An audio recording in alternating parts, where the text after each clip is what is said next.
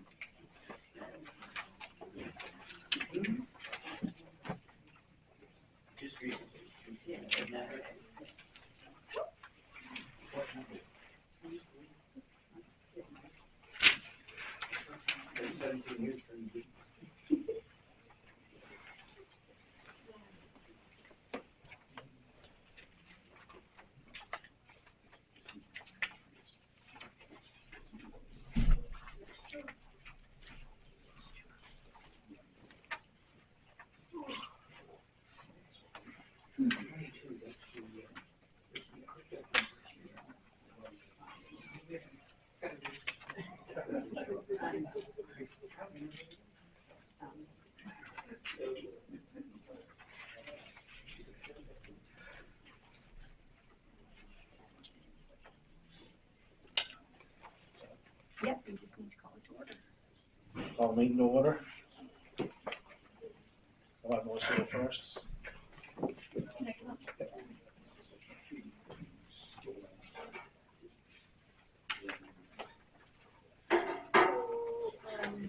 Way back in July, the town applied for, you just might want to speak louder so that they can hear you behind you.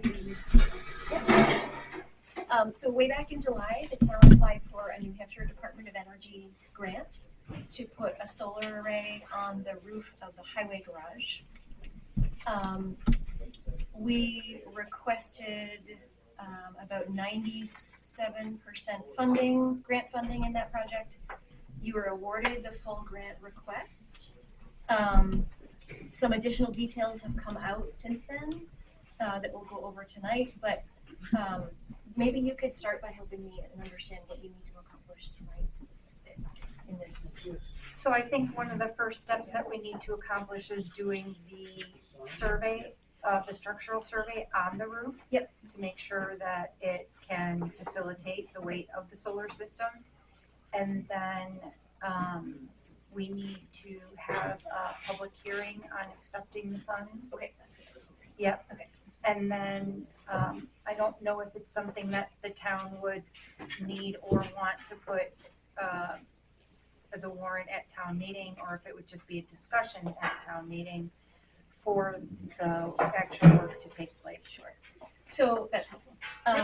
You have a proposal in front of you, and that was the proposal that we used to apply for the grant. You're not committed to working with that contractor, but given the time constraints right now, we are going to be working with those numbers to go to town meeting. And essentially this sets your do not exceed project cost. So the total project cost, it's, I can't remember, I think it's on page 2. Yep, $84,334 for that almost 28 kilowatt solar array on the roof of the highway garage on the south facing roof. There are a couple of lines, if you look at that small table. We have now learned that there are a couple of costs that the Department of Energy will not cover in their grant funds. One of them is the $2,500 that's allocated for permitting there. And the other cost, although it is not identified as a separate line there. I'm sorry, I think it's 4,200. 4217 is what they included in their proposal. For permitting? Yes. Is that the balance of materials or is that permitting? It That's says permitting. Oh, interesting, okay.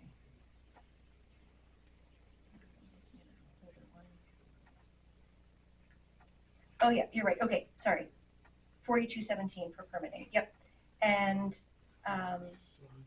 the other lines are covered, the balance of the materials, the design. But one cost that is not covered is the structural engineering. So it's not identified as a separate line here, but it is not covered by the grant funds So that's the structural engineering that's embedded in these other Yes, costs, so we don't have yes. that broken out. You don't have that broken out. But about a year ago, we did get you a proposal for that. Yep. I think it was last January, so we would want to double check to make sure that's still a current price, but a year ago it was $2,250. How much was that? $2,250 a year ago. So those two costs are not eligible to be covered by the grant and would be the responsibility of the town. But the balance of the cost would be grant funded.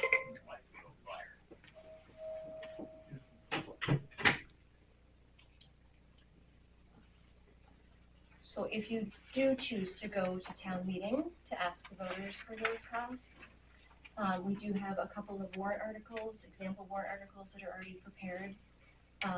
Lancaster and Colebrook were also awarded funding, so I've provided you their warrant articles that they've drafted, because they will be asking the voters for the balance of the funds.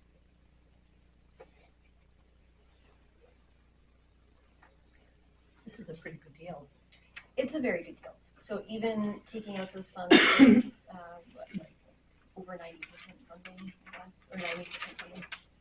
And I'm trying to remember from when we looked at the proposals initially, 28 kilowatts will more than cover our, Yeah, so it covers the highway garage where it's Yeah. located. It also covers the town hall, the sewer pump station, the transfer station, and the fire department. the municipal building here. Yep. Yeah, town Yep, hall. town hall. Yep, Okay. yes. Yep. That's on an annual basis. And then there is net metering for municipalities, so that once a year we could get the Yes. reimbursed for the difference. Yes. Yep. You can choose to do it two ways. You can choose to have Eversource allocate your credits on a monthly basis to those other accounts. Mhm. Or you can just basically accrue a huge overage at the highway garage and annually take that as a check and distribute it to your other accounts, whichever way you want to do it. Eversource allows you to do it both ways. Okay.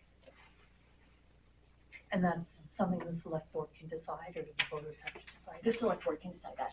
Yep, and it's typically done after the system is installed. Actually, we set that up with Eversource. Okay.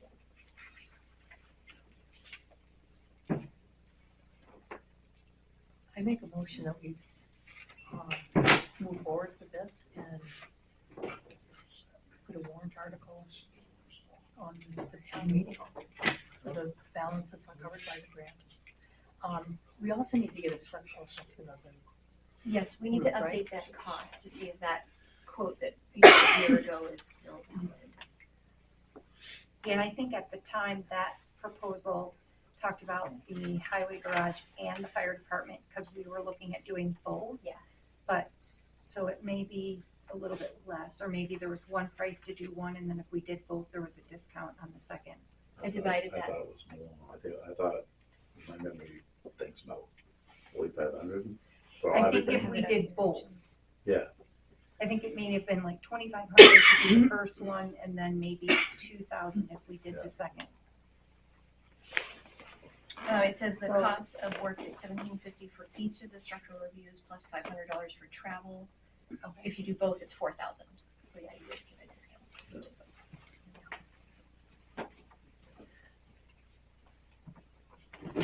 so I've got a motion on the table. I'll for the second warrant it. article. You said that it's 100%? It's about 90. I did back of the napkin math. It's about 90%. So we would just add that 40. They would not cover about $6,500 So as opposed to 92%. 3,000. So you should be over 90%. Yeah. 78,000. So in doing this doesn't affect anything, the pellet was just here. That's a really good question.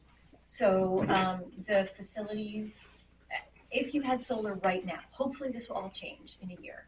But if you had solar right now, the facilities that had solar would not be enrolled in the community power, or the facilities that were benefiting from solar would not be enrolled in the community power program. That will hopefully change so that you can have solar and see the lower rates as well. So. But it shouldn't, Go ahead. sorry, I'm sorry, go ahead. we're not sure if we can enroll then, if we had this is that correct, or do you know that? It's only the town part of it.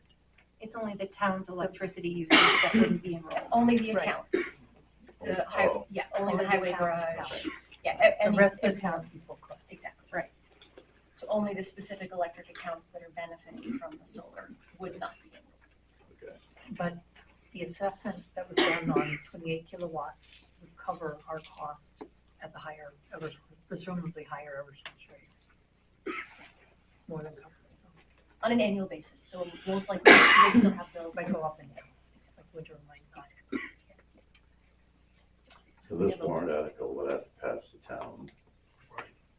Because I believe we do need to take it to the vote for the difference. So it depends, that's a town decision. The other towns that I'm working with are, if you have those reserve funds in, a reserve fund, you might not have to. I'm not sure, but the other towns that I'm working with are choosing to go to the voters. If you had an energy efficiency fund or buildings upgrade fund or something that you need to pull those out. Building maintenance fund, I don't remember what's, Yeah, I don't know the specifics of it. I don't know if that would qualify. yeah. Something to look into. All in favor? Aye. Aye. Aye. I make a second motion that we proceed with getting a structural assessment. And looking at highway. Jeanette, do you want me to go back and forth with Ted and CC you to update that? That would be wonderful. Thank you. We're doing both buildings, correct? I think we just do the highway department. Just the highway. If that one fails, then we could do the fire department, because I think we did both thinking we might need a raise on both, but we get enough to cover our electricity So costs, it which is wouldn't one. hurt to do one, and then if everything works out good, we could regret and do another grant to do another building down the road. You could do, yes. I haven't seen another grant in New Hampshire this generous. Yeah. Something if there's still more.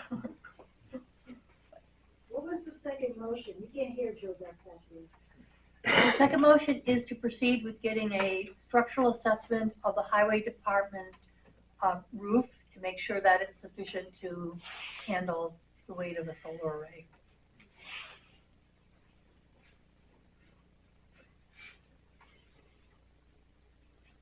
You need a second on that. Did you second it, Aaron? All in favor? Aye.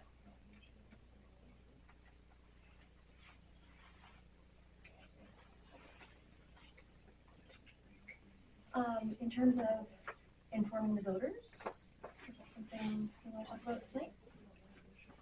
Sure. Sure. So I really sort of would rely on you as to how you would want to educate your voters on the draft warrant article ahead of town meeting and the project. Lancaster is, we're doing a FAQ document that they are distributing at their transfer station. They are not going to do a public meeting dedicated to this project because their select board meetings are very widely watched on YouTube. So they decided not to do a dedicated public meeting. But that is an option. We can have a dedicated public information meeting where we just go over the project, answer questions. We could have the draft warrant article for folks to read ahead of time. Or we could just have an FAQ document that you hand out. I'm willing to help with either of those, both of those. It's really your decision. And you don't have to tell me tonight. I was going to say FAQ document sounds good no matter what. I mean, to be distributed ahead of time and also at the meeting.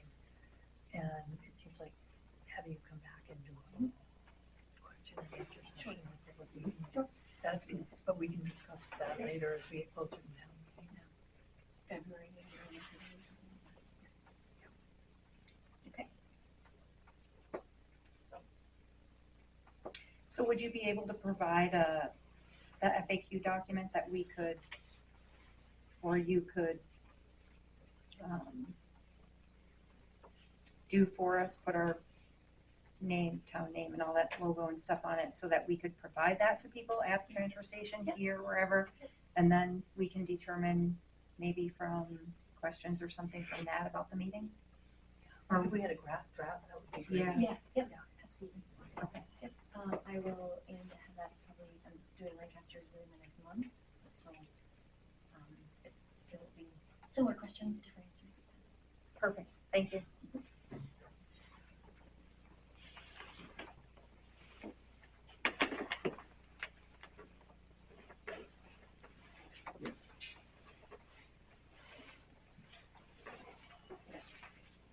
I don't have any other questions. That was really easy. Okay.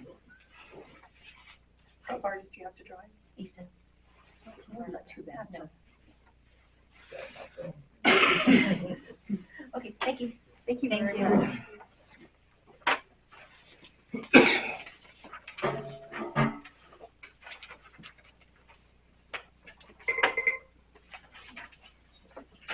Okay, Sure. Adam? I don't see the engineer here yet. Hopefully he gets here before Evan's done.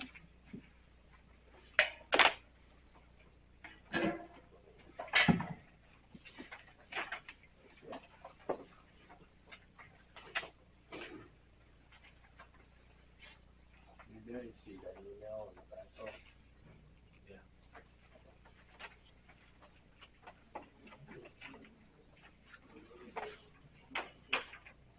any updates on Smith Road? The engineer is supposed to be here. Did he just, They said they moved. I know he's that coming. line again, but then, now they're saying that the Eversource is tied in with it. So they're gonna probably pull that game back and forth. So this was at the, they didn't move the other line yet? That's a low one anyway, isn't it? That's the problem with the ones they got moved weren't in the way. so they said Eversource's lines are tangled in theirs? Is that what they're Wrapped saying? around, something like that. That was consolidating my other place. Have you reached out to, Yeah. They had a woman down there assessing it the other day. yeah, taking notes? Mm-hmm. So do we need to reach out to Matt? Jen? So they don't have a timeline for when they're going to fix those lines?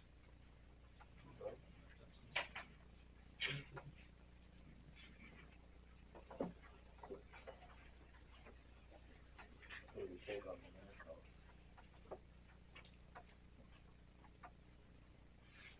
Keep the old one. Or get the new one. I get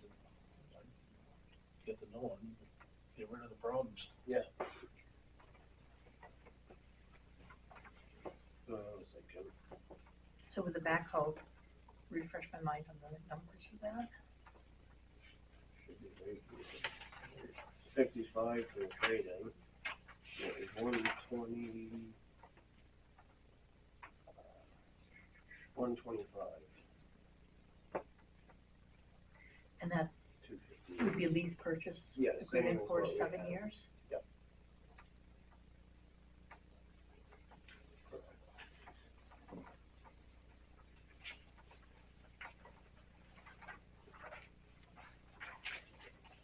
Should be about 20,000 a year, Straight to that.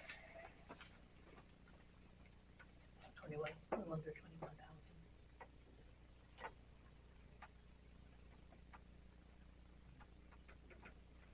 I'm sorry, what have we been paying on the old one? 13 something? That's what I was thinking. And the lease for the excavator is 26? Yeah. So we'd be going up to 48?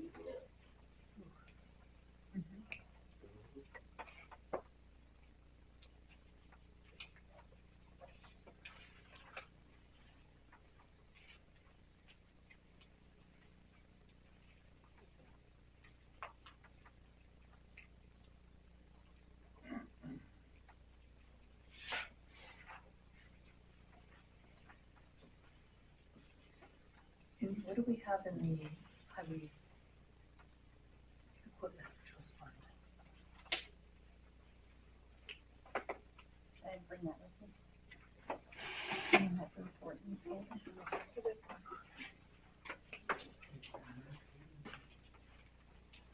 was that much, maybe 25,000?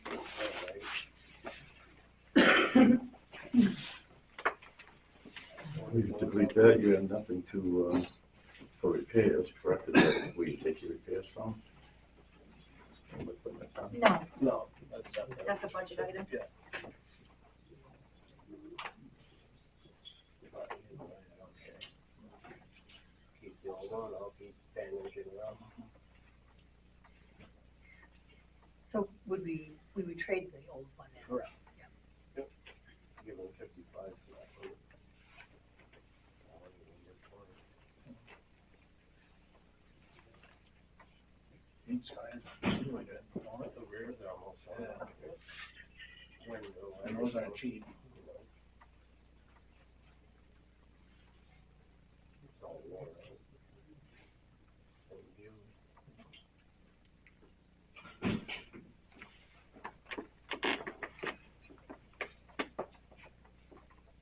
Use that lot in the wintertime. 5,000. Is that 35,000? transfer station, everything.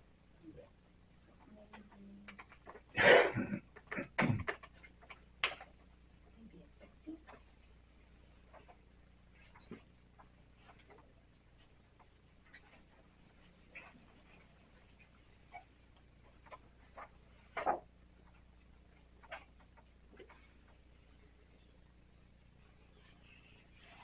Yeah, 25,000 goes in each year. We have 35K down. Yes.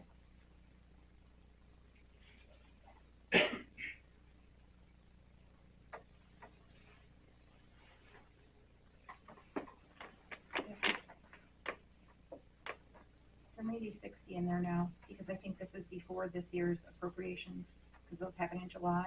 Yep. So we should be closer to 60.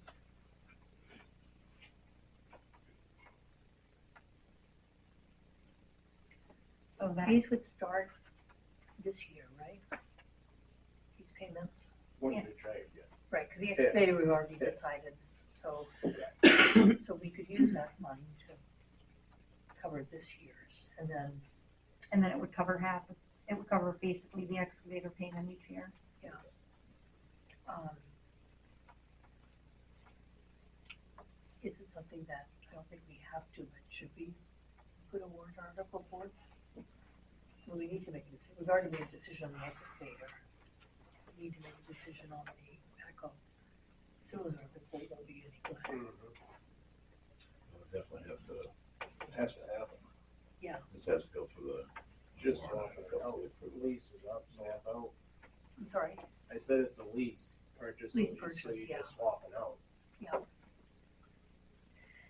And you may be able to do the warrant article to the tune of doing $50,000 to the capital reserve, which would cover with a little bit extra the both of the machines.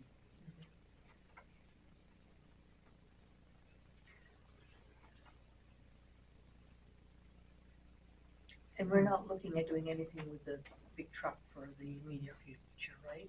We do that off. Yep. Because the old one's running all right now, you fixed it. Yeah, I can't justify killing it.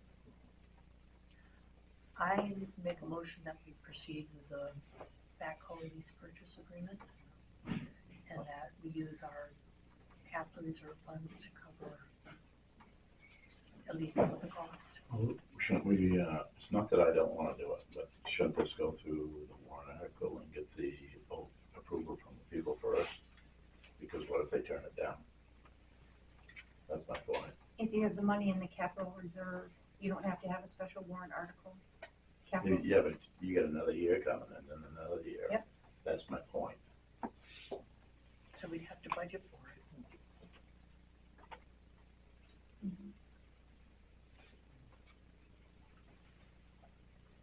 Do you want to do it?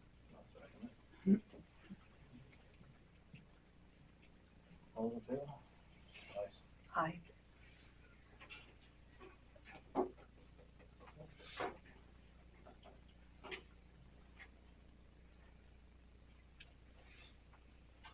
I'm gonna just abstain because I think we need to look at some finances a little bit deeper first. And again, it's not that I don't want Adam to have it, I think it's a good idea.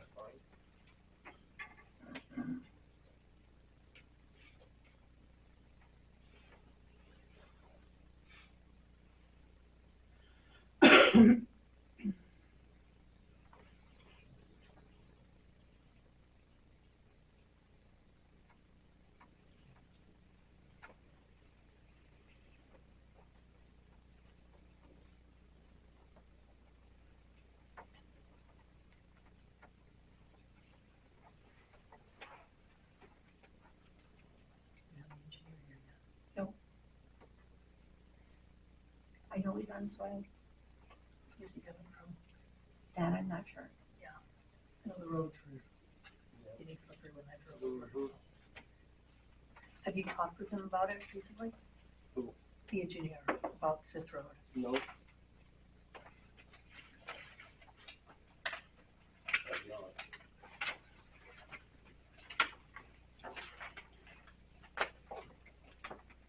Well, can you hang out for us to just continue, and then when he gets here, we'll pause and redirect? Yeah, as long as you ain't too much on that.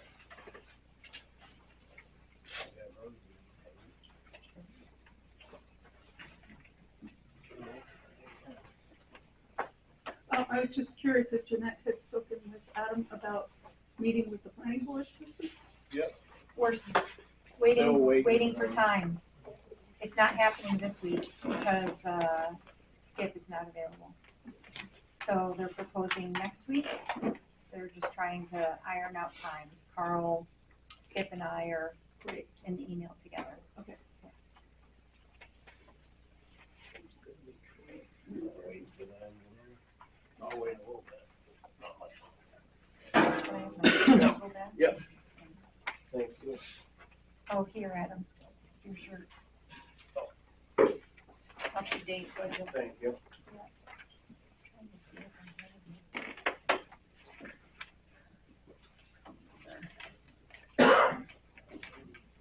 You start signing checks then?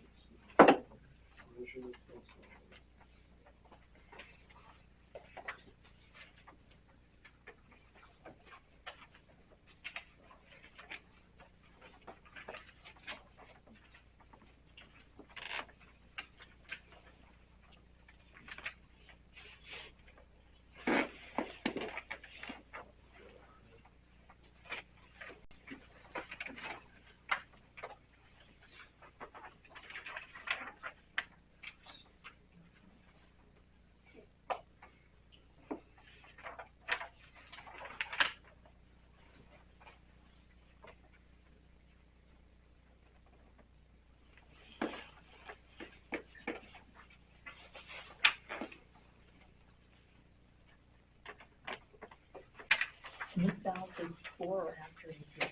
Before. Oh. Okay. Mhm. I was hoping it was I know, after. I know.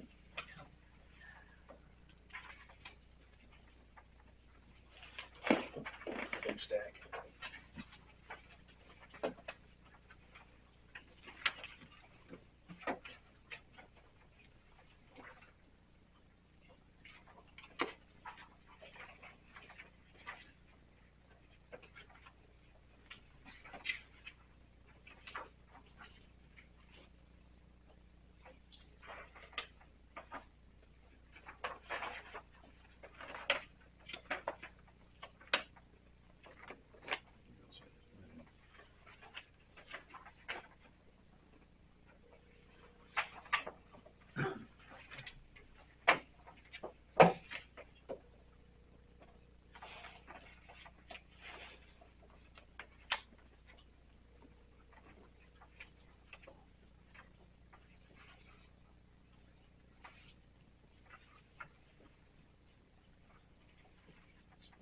You might have backed out because the roads are going on.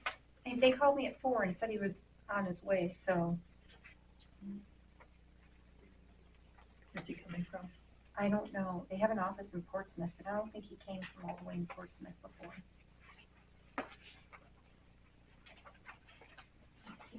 voicemails.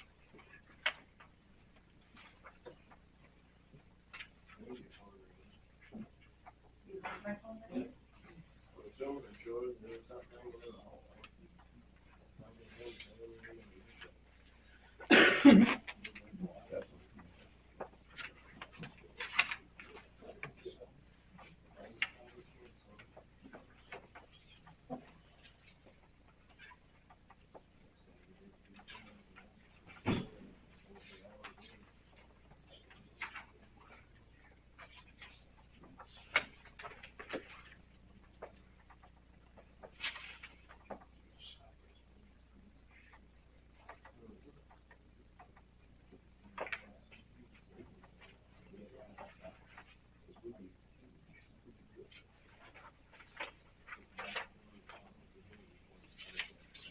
You want to look at it, Tom?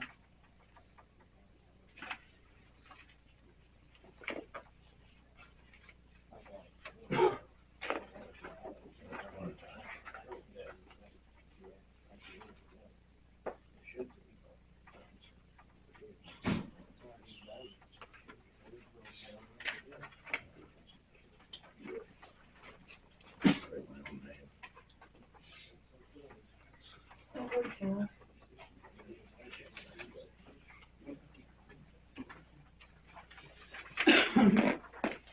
Email? Is it email or voicemail? No, he would send a voice, or he would call.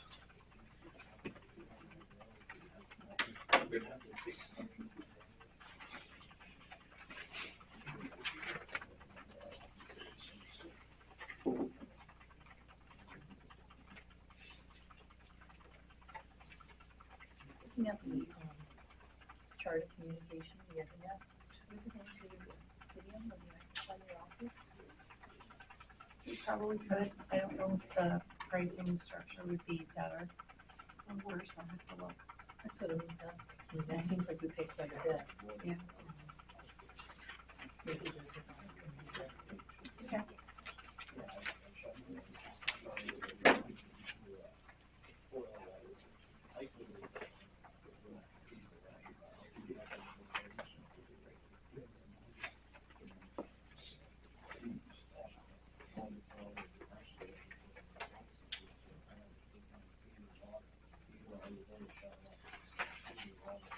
The big one. For the county? Yeah. Yep. You knew it was coming.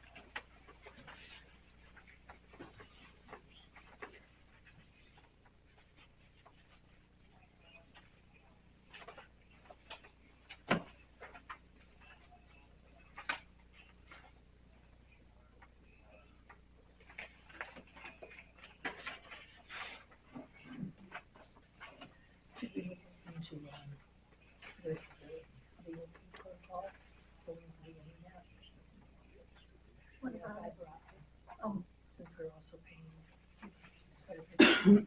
Probably for good, their phones. probably good. That'll go hand in hand with getting a phone system that works.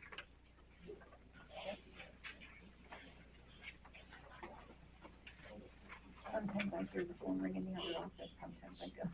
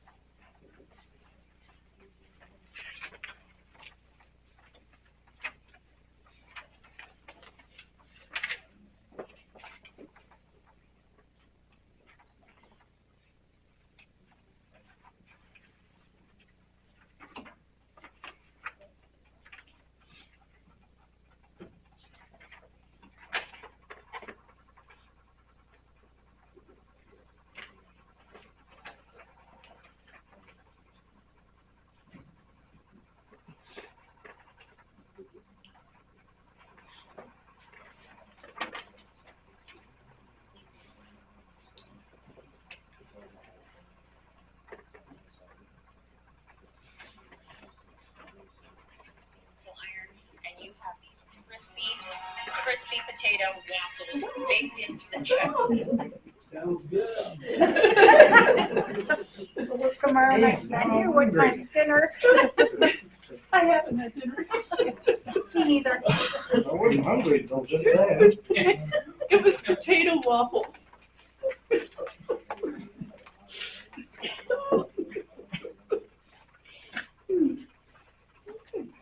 She's over here trying to elbow me like it's my fault.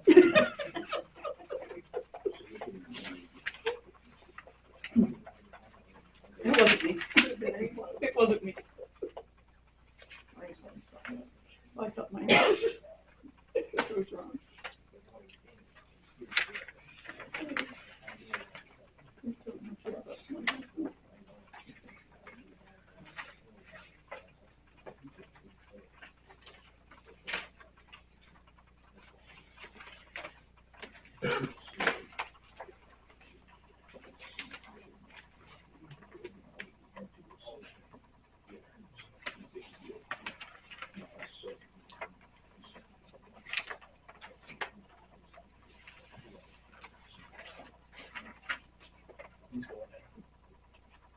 Those are all ones I've seen, right? Yeah. Yeah.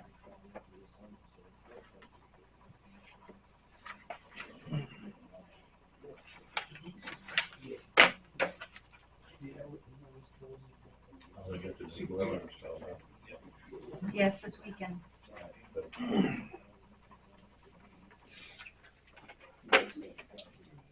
Nobody's gonna go, nobody's gonna go.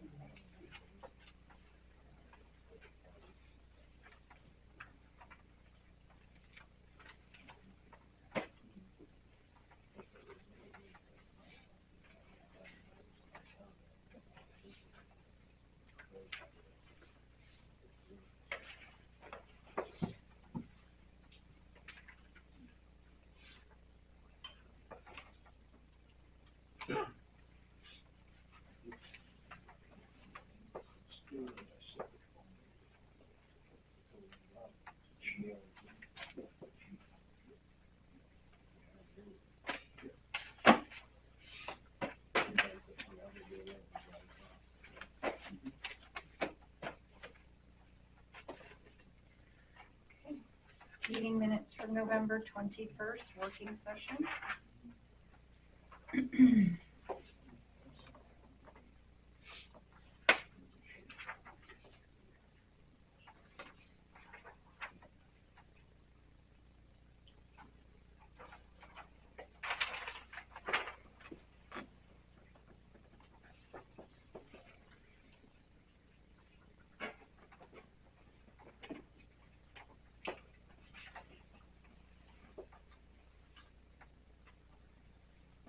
Motion to approve the minutes.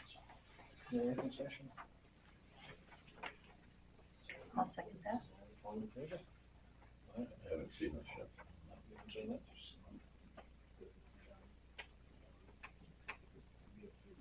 What was it about again? November 21st, working session. Oh, I apologize, I did see it. I just figured maybe you didn't see the email. No, Yep. I did see that, I was looking at the wrong dates. All in favor? Aye. I,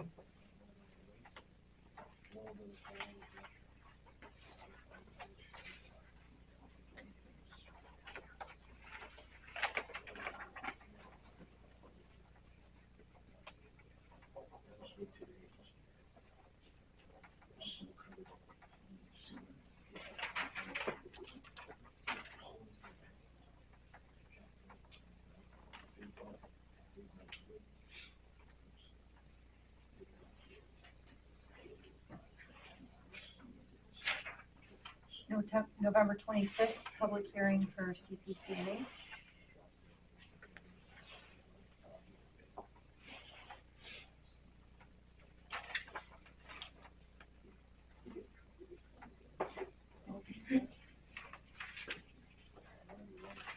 I make a motion we approve the minutes for the November 25th CPC NH public hearing. I'll second it.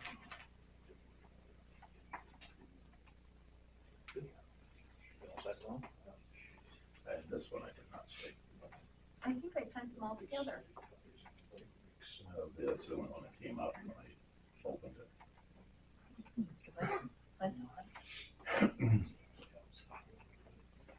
She only put them all one, side by each.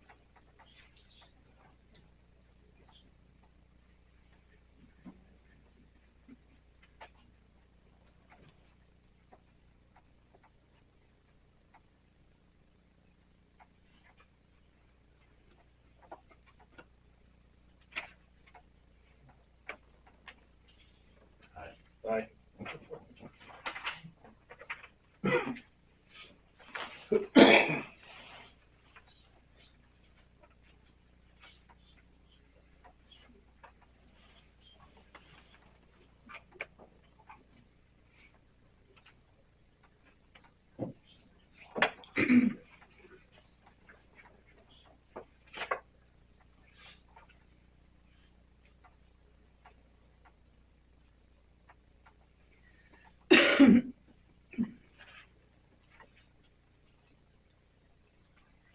minutes from November 25th.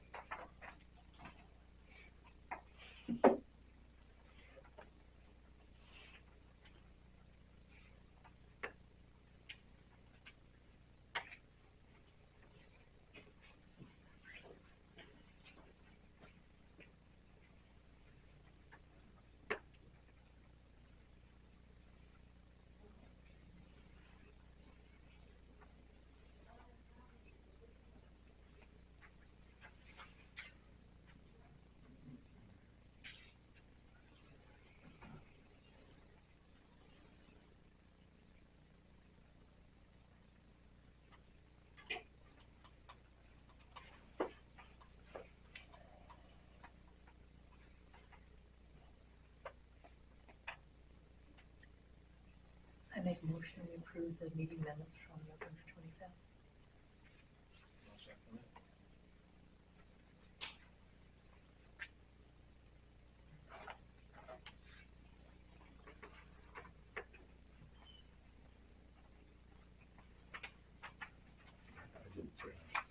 I don't know, these didn't come in. I didn't get any of this stuff. I got them. It was sent out to all of us. Well, I'm glad. I'm just saying, I wouldn't lie to you.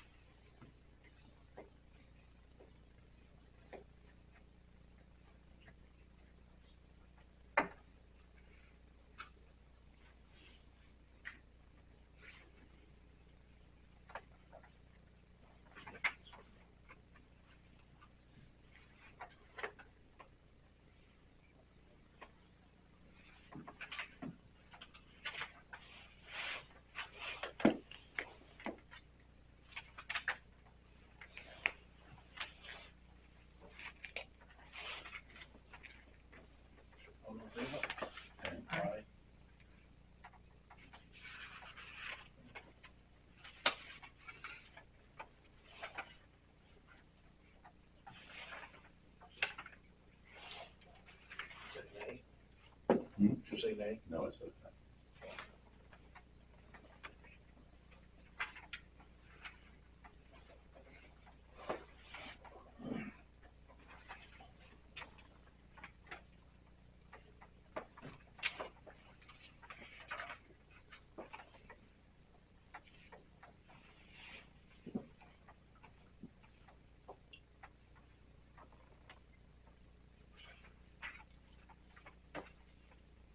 Non-public 1, 2, and 3.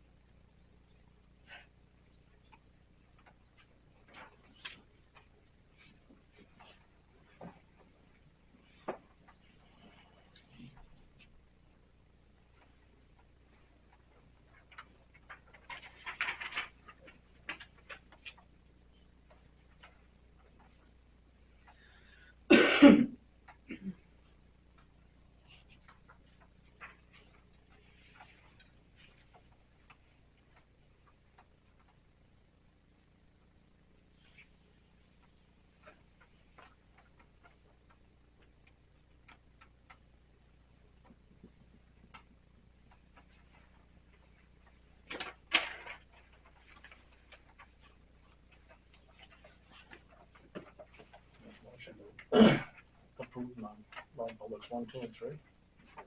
Second that. All in favor? Yay 1, yay 3, abstain 2.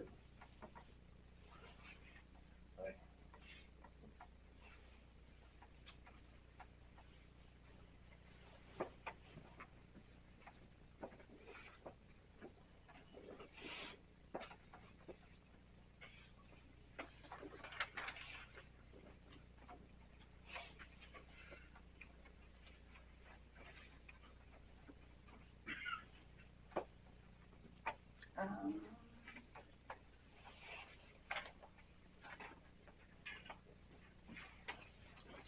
I have a tax abatement for the select board to sign. This is the abatement of the property taxes for the lot owned by Donna Madonna that's utilized by Dalton for a picnic area. Part of the agreement was that we were going to abate the taxes for the lot, so the abatement amount is $28.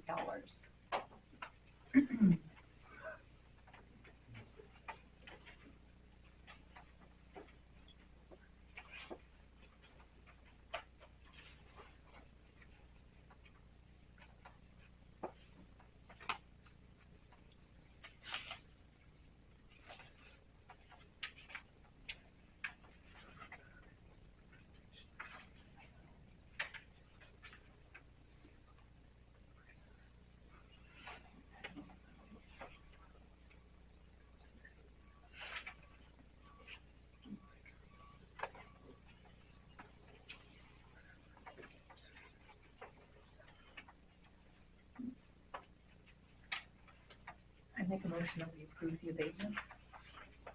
I'll second that. All in favor? Aye.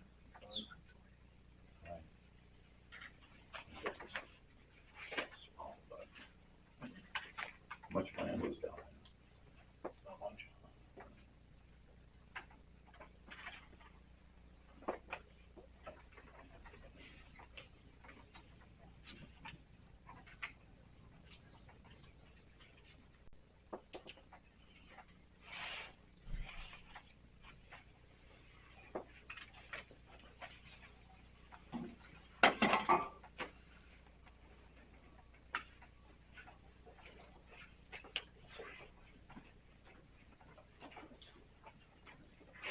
I have the contract for our assessing services starting January 1st.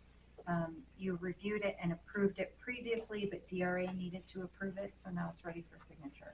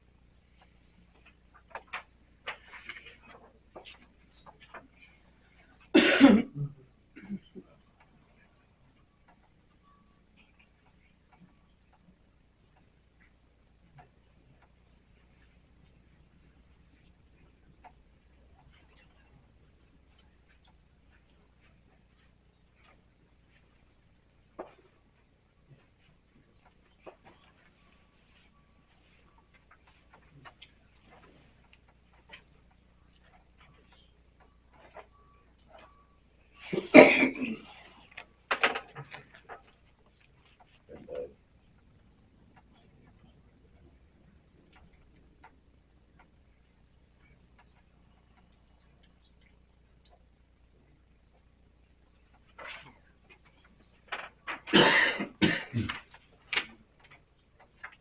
To kind of go along with this, even though it's an item on our old business, I spoke with a gentleman at DRA who was doing the work for us for the 2024 year, and he recommended that we go with just the cyclical reval.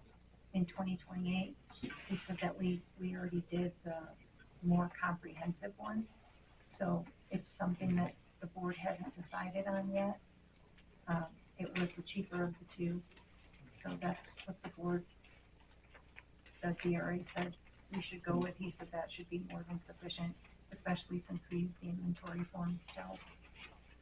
So just to add that. And so that is going to be still above what the cost is. Yes. I don't remember I know I think it was like $45,000 to do the cyclical. And it's a lot more to do The other one. I can't remember. 100 or 1,000. What was that one again? For the revow that we have every 5 years, there were 2 different types.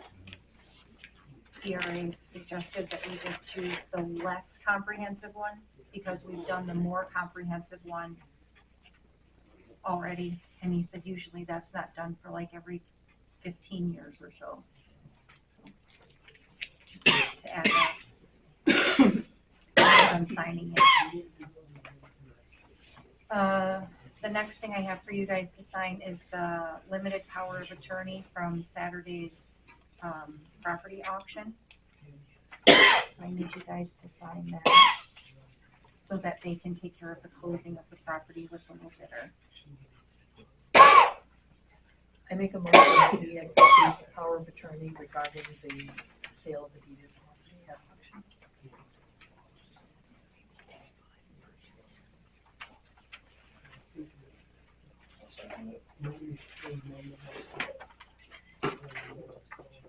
All in favor? Aye.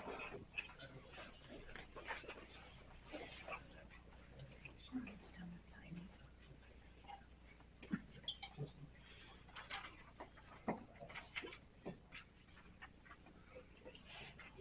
I saw that water bottle up there for like a month.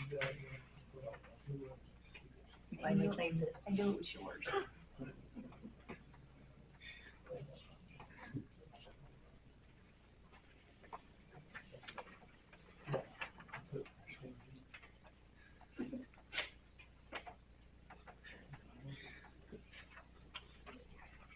Well, speaking of the deeded property auction,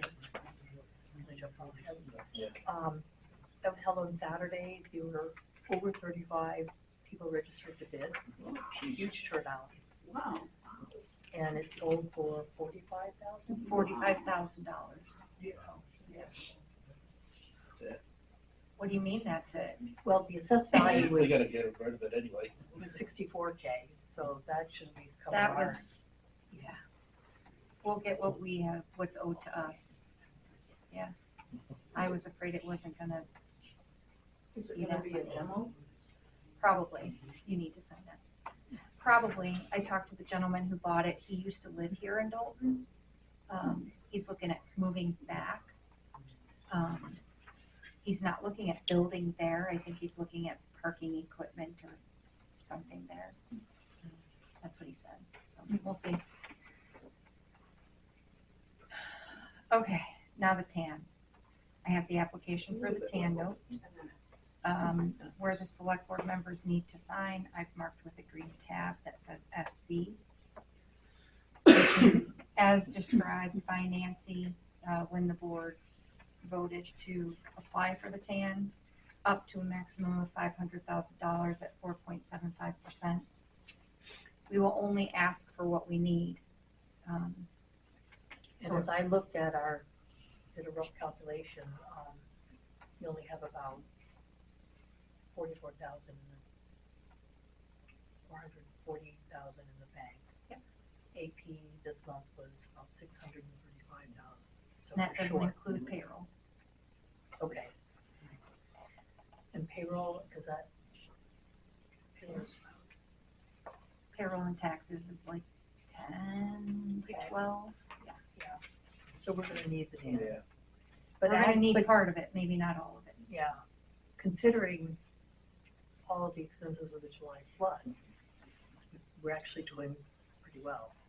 And tax money's coming in. Yep, we've probably got 150 to 200,000 in tax tax payments that have come in. Unfortunately, there's a check from Woodsville Guarantee that I'm gonna give Nancy to take when she takes that, because it wasn't signed. That was $19,000, so. Hopefully she can get it signed when she turns in the application for the TAN.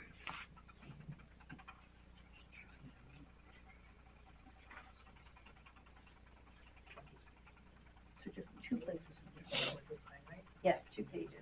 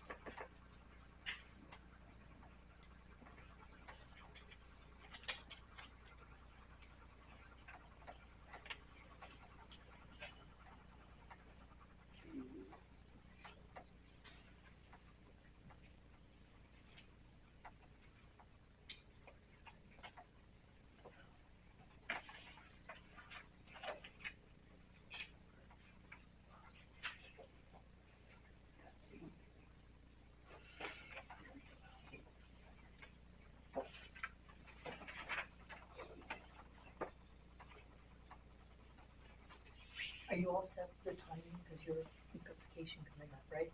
I am all set for timing.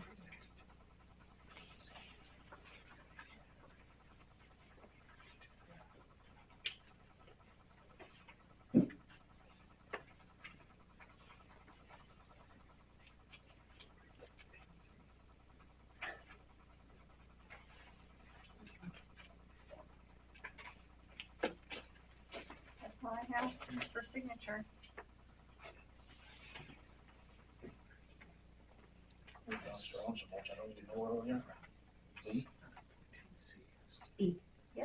Transfer station discussion, tipping fees and trucking. I haven't gotten any other proposals for trucking. I did look to see where I could request a trash hauling proposal from Presby, but I didn't see that they had a trucking agents company. It's like they have steel, they have fuel, they have construction, they have, but I didn't see anything where they just do hauling. And they didn't come up when I searched for hauling. So, you know, we're already well into December, and we needed somebody new by January 1st. So I make a motion that we proceed with Normandeau now. That's bigger. Nay. So what are our options in January? It's strict. Yes? There's a sign at the airport that says Presby Transportation. That might be the division you're looking for. Thank you.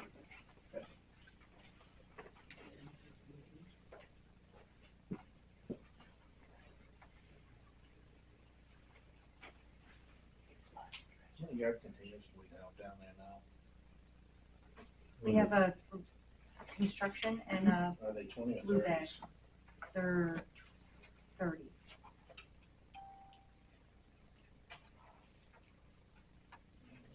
I was looking at it too, with a 40 could work, if something will be. Whiting's 3 container drop off. So I haven't seen anything from Whiting. Do we have a proposal from Whiting? How do you know what their container, I'm friends with Mike. but that's for a container drop off. We're looking for hauling to the landfill. It's 145 per ton. One week. I'm confused. What are you looking at? Is that for, like, if you ordered a container? Because his hauling is gonna be different. Like, if I order a container at my house, they charge me for a container and then they charge me for the weight. But what we're looking for is trucking.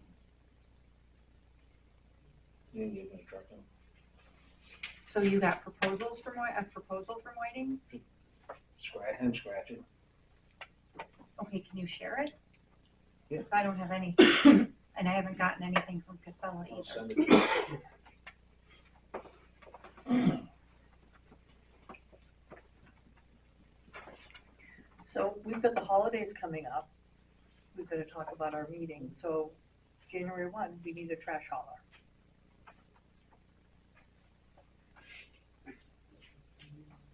I mean, we could go with Normandeau. It's not going to lock us into a long contract. And we could always change later.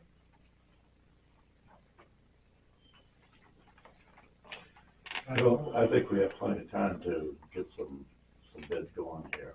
And we can go personally to find out if we need to. Because Presby's right here in Whitefield. I'll go down and see him personally. We need to get a formal proposal so that we can all see it, not just, Yeah, they'll be brought back here. I don't do business on my own. and we're looking at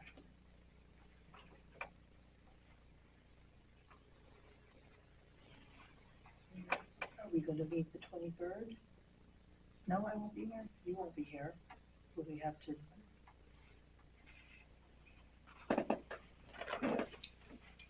That's one of the items on the agenda. Yeah. Well, you got lighting. I make a motion that we use lighting until we get some more bids in. We don't have confirmation that he can handle the trash hauling though. We don't have a bid from him. That's why I know that when I'm just saying.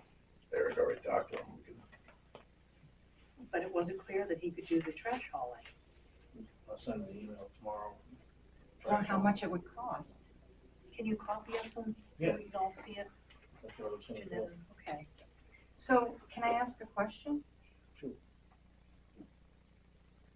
Why don't you want to go with someone who we've already gotten a price from? You're willing to go make a motion on someone who you don't have a price from as opposed to someone who you do have a price from? We don't have to sign a long-term contract, so I'm trying to figure out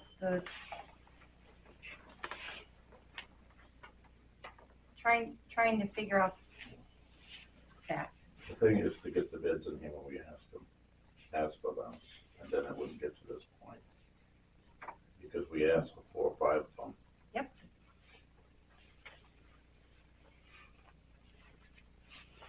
And they haven't been responsive, so. His hand raised.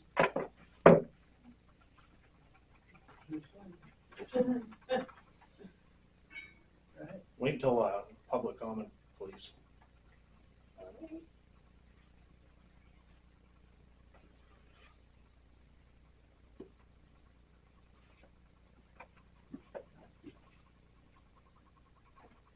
So are we just gonna wait until January and act on it? We don't need later this month? Did you contact all those other people, you know? No, I just said I couldn't find any way to contact Presby. They had like all these different companies, but nothing transportation, hauling, trucking. I've asked Casella for it twice. I haven't gotten it. I'd like to make a motion that I'll go out and get some prices from these people. And I'll send them to you and Joe Beth, and you can. To the whole board and to Janetta's. Yeah. Well, she'll be on vacation. I'll second that. All in favor? Aye. I'm gonna vote nay just because I think that's what we hired an administrator for, and we should go through the administrator. I've seen, you know, things come word of mouth, so I really want to see something in writing. I will look around and see if I can get some contact for you, Jeanette. Okay. And I'll search Presby Transportation and see what comes up.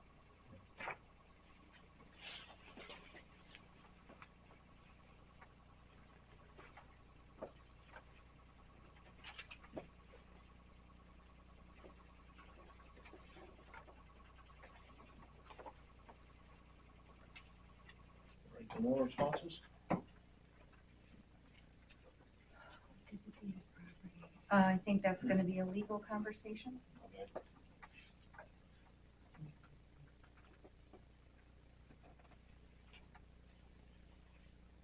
Evaluation proposal, you already gone over that, didn't you? Yep, we talked about that. We'll still need to make a decision on that when you see the proposal, look at the proposal again. Right. I can bring the proposals up again to the next meeting if you want.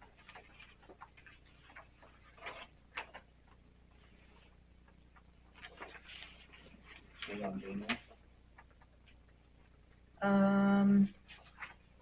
The HCA, Yeah. Yep. HCA negotiation reimbursement letter. Agreement. yep,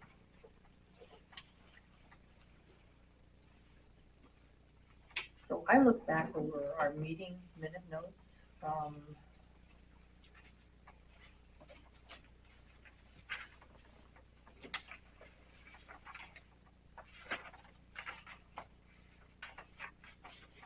and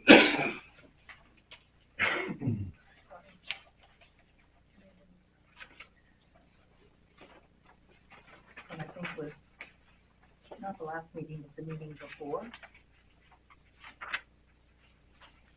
And we never came to a conclusion about how we were going to proceed on that. We talked about, and this is the agreement we got just before the meeting to ensure that we would get reimbursed up to $25,000 for any costs associated with it. And we had a number of items that we wanted put into the agreement, changed on that agreement. But then we got off on a tangent and we never, as a board, we never came with a plan going forward. Whether we're going to send the agreement with those proposed changes to the attorney or whether we're going to send the proposed changes, you know, back to Casella before we took the legal, we never made that decision. I pulled up the agreement and I wrote in the things that we had talked about in that meeting. There was some good feedback from people, that citizens who were attending the meeting. You know, things like we wanted to make sure it was legal, attorney and consultant fees. We wanted to make sure that it would handle negotiation assistance as well as legal review, that all the invoices would be, all the consultants would be hired by us, not by a legal counsel. We wanted to make sure that, you know, the cost according to the agreement are incurred after the effective date, but we wanted to note that all costs associated with review of this payment agreement would also be covered, and that would be prior to the effective date of the agreement. We also talked about 30-day termination notice instead of, you know, just an immediate one, and making sure that we're paid for any work that was initiated prior to that. So those were all things that we talked about, but we never, as a board, never came to a conclusion about what we're going to do with the discussion. And I see that, I read this and it's well covered and the terminations in there. There is also a place for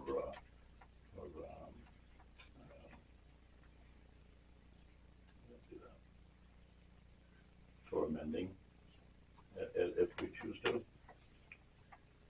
So this here is well covered. This covers the town really, really well for all the legal. I disagree for all the things that I noted here. We need a starting a kickoff point to talk with legal. And it doesn't say that, you know, that when we get talking, we can make amendments. So I'm making a motion that we at least get this started so that we can get together with legal and Casella together if we have to, so that we can start talking to figure, you know, to go from there. Because we're not, this has been over a month since you did your part, the last part there, and it's been on and on and on. But as a board, we didn't come to a conclusion about what we're going to do with those comments on this. So what I'm trying to say is now we need to take this agreement and we need to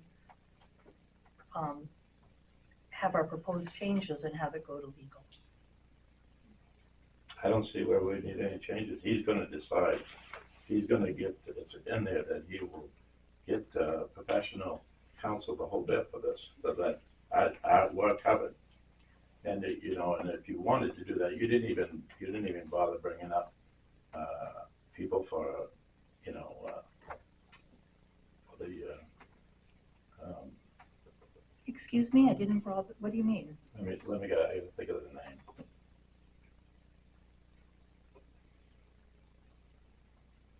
You get a hold of one person, but I mean, you're saying that we need to get a hold of. These are from the meeting minutes. I went back to the meeting minutes and noticed all the things that we talked about. It's talked about, but it's not set in stone. So the board agreed that when discussing this proposed agreement with legal for review, paragraphs 2 and 3 need to name the town as the entity hiring any consultants, including paying and billing consultants, Casella, without going through legal. Jobest suggests a 30-day notice period for termination added, clarifying that all costs incurred prior to termination will be reimbursed, and clarifying that all costs related to the HCA, including this payment agreement, would be reimbursed, even if prior to the date the payment agreement is executed. Palm agrees. And it says right in here, it will all be taken care of. This is for taking care of all the legal. It's not gonna come. This is a start. I mean, this is better than the letter, but Casella is let's. paying for everything. That it's not gonna come out of the town's pocket at all. Okay. And this is the binding agreement, and my point is to get started, But let's have that discussion with legal. We're not lawyers. We need to have it with legal.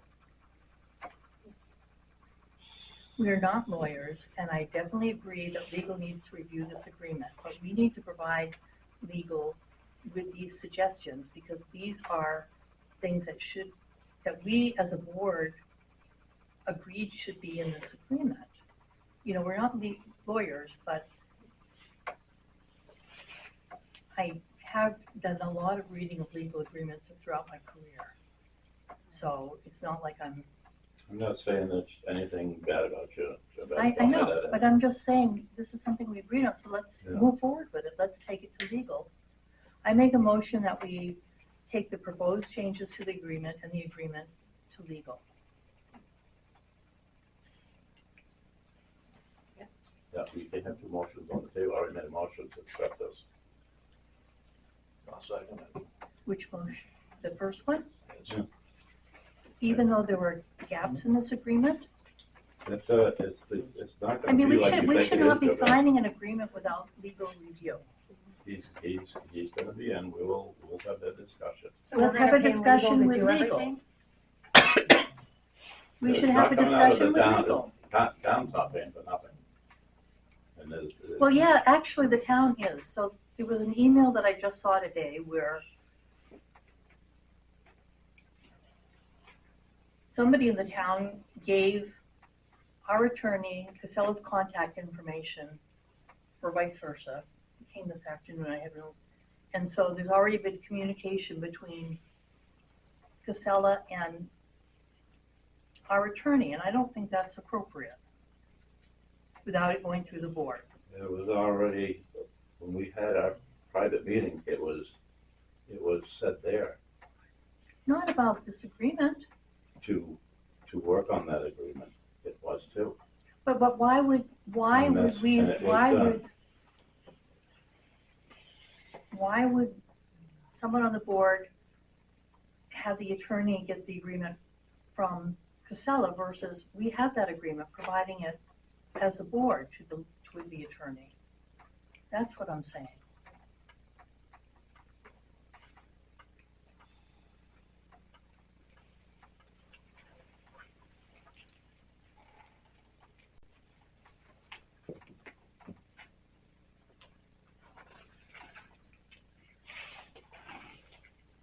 You know, I don't think it's appropriate that someone from the select board provided, yeah, I just think that it's not, we should be the communication point unless we tell our attorney otherwise. I think this is acceptable. I think And I we should, say I think aye. we should talk to our attorney, I think we should have a meeting as a board with our attorney and talk about it before we sign it. I feel very, very strongly about that. I'm making the motion to move forward, and we can sign it right in front of him, have him there if we want. In front of the attorney? Yeah, I don't care. When, Well, then we're gonna,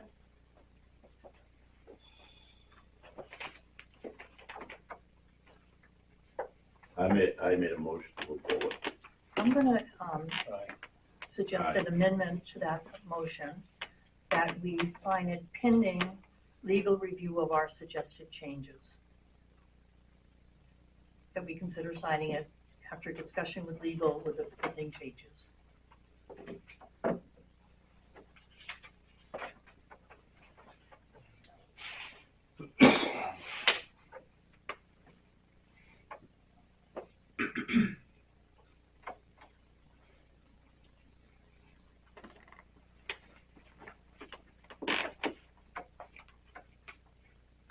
This agreement may be amended by written agreement signed by both parties. So But- that can be, that doesn't mean that things can happen. We'll start with legal. But there are things here, this has that expert consultants would be hired by our legal attorney. Why would we pay our lawyer to do that? We would hire consultants. You know, if we want somebody to make an assessment of the value, that's something that we as a board should do, not our attorney. There are some things in this agreement that need to be changed. We can talk about that when we get together. So we do that before we sign it. We don't sign an agreement that We've been is putting not. this off for a long time, and it's time to move forward, I'm sorry. And I'm saying, I'm That's trying to my move just forward thought. on this. I'm trying to move forward on this in a constructive way. And instead, you're just taking the first thing that's thrown at us without looking the at what first it's thing. That was, actually, that but looking was- at what it actually says and how it could be made to be a better agreement for the town.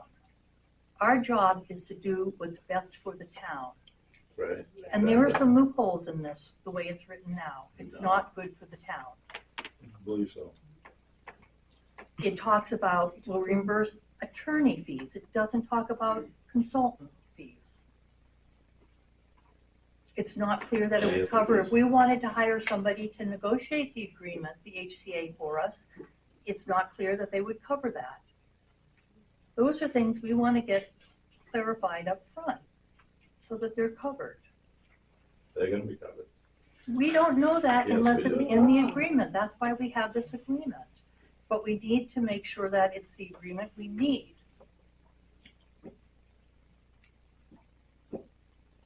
I mean, these are not huge changes. They shouldn't be a problem for amending the agreement, revising it before we sign it. It shouldn't be a problem, but we need to make some changes before we sign the agreement.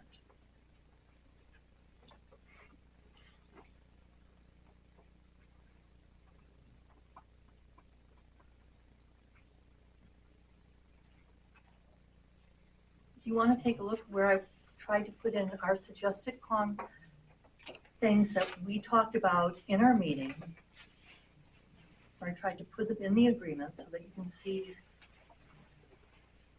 where they are. And I'm happy to send that to the attorney new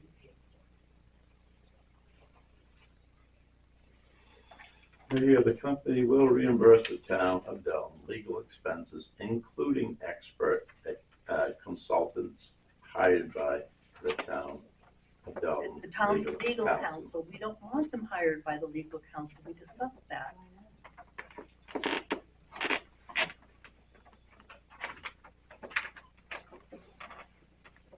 And because we as a board didn't decide at that meeting on how to move forward, and we didn't bring it up at the last meeting, that's not a reason to not get an agreement that's good for that's the best that we can have for the town, and that it's clearly the best that we can do for the town.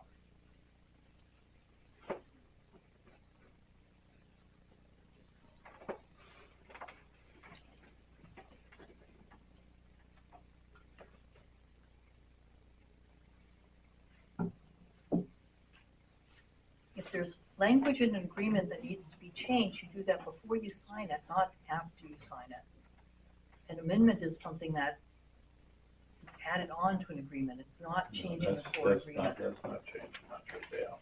I don't believe it. All right. Here's motions and it's passed. Did it pass? Yes. I am so disappointed in this board. I can't even. Oh, you didn't vote on it, you did second it. I said aye.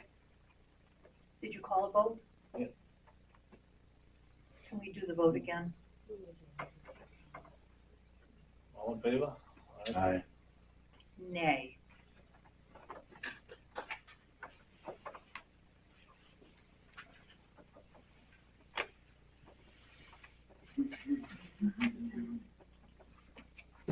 Can we reconsider that motion, please? Point of order.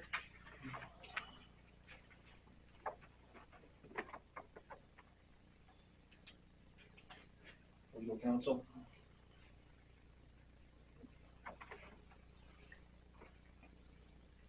So I made a motion, it didn't go anywhere at the last meeting to go back to the Mitchell Municipal Group. I'm happy to make that motion again. And I outlined in the last meeting reasons for that. Yeah, I'm fine with it. I had time to think about it, and I'm fine with the one we have right now.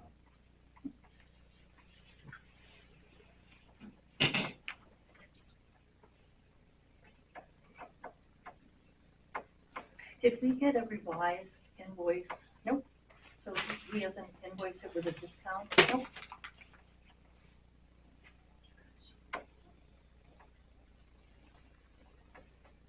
So again, I'll reiterate my motion to go back to the Mitchell Municipal Group based on the billing errors and other things where he has not acted in a timely manner and has not provided the support that we should have from our town council.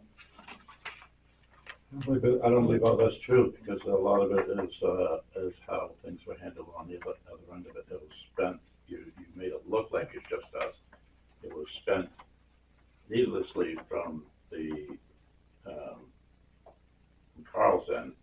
We had permission to send a letter to give a report on it, and it kept going and going and went and dropped the bills out. That was a small part of that. That was 2 meetings, it was The- an initial It and a doesn't matter. response. The thing about it is, if we look at our other legal, it's, we can do the So same the thing. personnel policy was $2,500 to review a policy with one minor change. HB 1221, and there were some iterations back and forth, that was $1,400, which I think is high, but I don't think it's the planning board's fault. The right to know discussions was about $1,200-1,300. The Conservation Commission was about $1,900.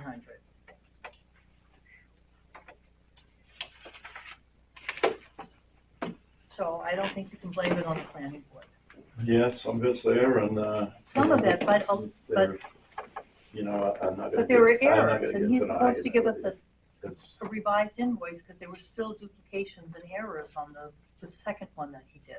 Expenditures, you know where they're coming from and why. And that's as far as I'm going with it right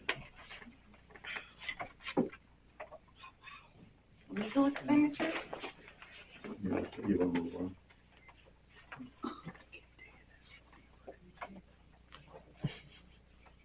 Did you go to the planning board? Terry? We had a meeting last week. We talked with Under Canvas. They gave us their proposal for campground. We accepted their, what do you call it? Application. Complete. It was considered complete. And, we haven't made a decision yet on the actual proposal. We still had some more questions.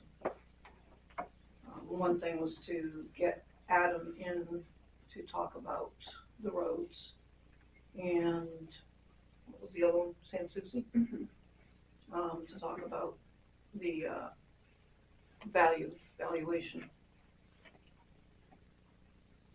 And we also had another person at the meeting, Carol Bean, I think you see her tonight, had a question about, he was interested in purchasing a Grange Hall next door. And it's a private sale, but he would need room for a septic system and won't have an opportunity to do a boundary line adjustment towards the other abutter in order to accommodate a septic system. So he'll have a question for the board, I think, tonight. Yes. Okay. And we just had a discussion, but we couldn't, there was nothing we could do for decision making. I think that's it. Thank you. Was that a public hearing for Under Canvas? Yes. That did serve as a public hearing? Yes, it was, yeah. Was there much public comment? There wasn't a lot of comment. Not There a was lot. There was a lot of people. But not a lot of comment. Yeah, there was Questions or 20, issues or 25 people. concerns? The first time they came. Yes, the concern is over the road. Not with Under Canvas, but with the roads and safety of Blakesley and what can be done. Because I know I heard concerns at our select board meeting that it's not wide enough for two-way traffic. But we didn't have Adam there to confirm anything. But we didn't have Adam there to confirm anything. What's the timing for when the planning board has to approve it? 65 days, Yeah. but from last week, but, you know, we shouldn't have to wait all 65 days to make that decision. So we are planning on having a meeting, a public meeting, but with Adam and San Souci in order to come up with, expedite, but also to just, we have a couple more questions and that should help it. So at the meeting, Eric, as a select board member, did you talk to them about, we had talked about doing a memorandum of understanding? You didn't go to the meeting. I didn't make it because I had to work. Okay. So did you have somebody else talk to them about a memorandum of understanding?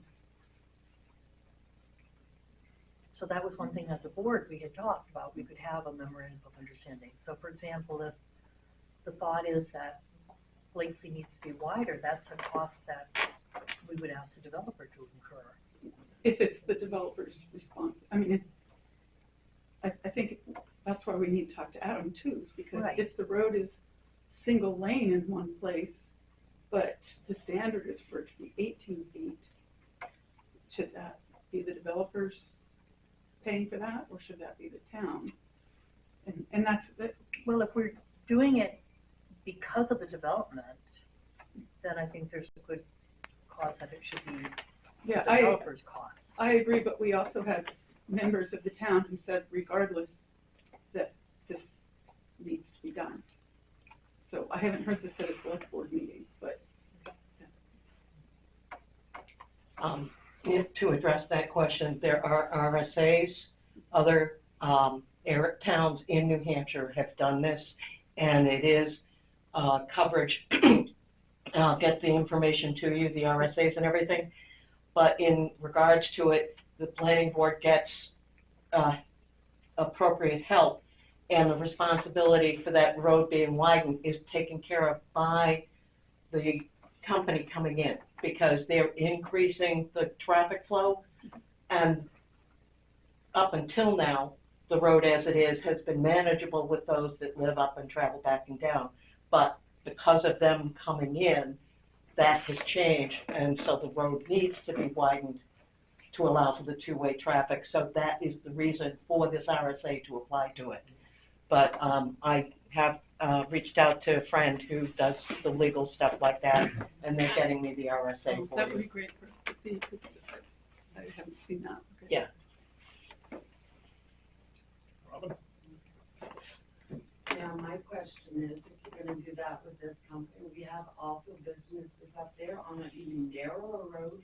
We're not making them widen it, and they have tractor trailers, and their cars leave that area, spinning out and everything else, and nobody complains about that. What's good for one is good for them all, correct? If you make one widen the road, they also have to widen the road that their business is on. So as far as the planning board is concerned, because we don't have zoning, we couldn't do anything about the other business. This particular, we do have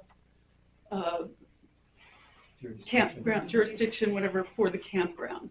But we still don't have zoning, so we can't really force it. That road is wider than the other road I'm talking about. Yes, it actually, we do have, the state has it, and the town actually has it in our planning board procedures and in our subdivision. So it says that we have to approve the campgrounds. So it's not about zoning, it's about what we already have as our procedures and what the state asks. Our roads are supposed to also be up to state standards. And they're not. So if we have 2-lane roads, but town of Dalton only has 1-lane road, it's not everybody else, it's not their fault. Right. So, I don't know what lane you guys been on, Dalton Mountain, Miller Road, Ridge Road, right? They're all narrow. Now, you can't even, you have to go in the ditch and every road. So it's like, what do we want? We have state standards. The roads aren't there, so why make the other company pay for it?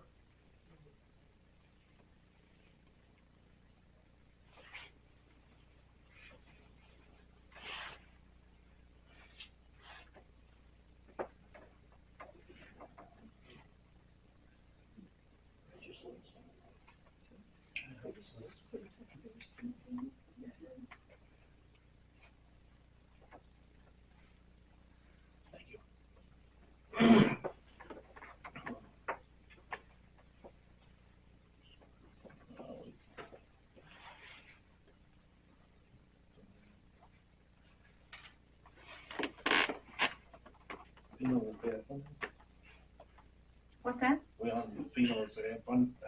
There's no update on that.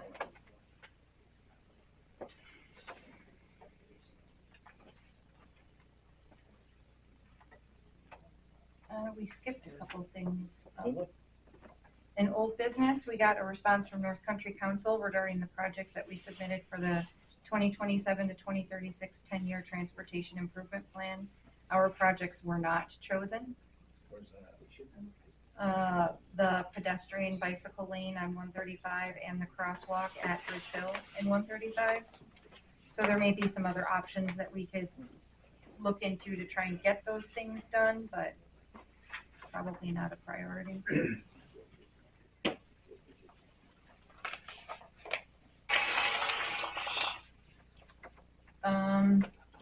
We received the information from the Coas County delegation regarding their delegation meeting and public hearing. It's this Friday. I would usually attend, but I'll be on vacation. I don't know if a select board member wishes to attend instead.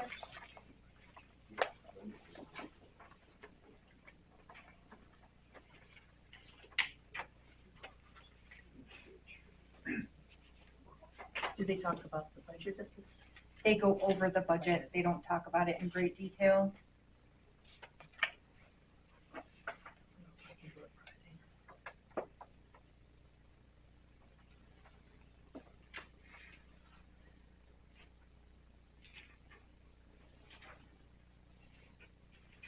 At 10 o'clock.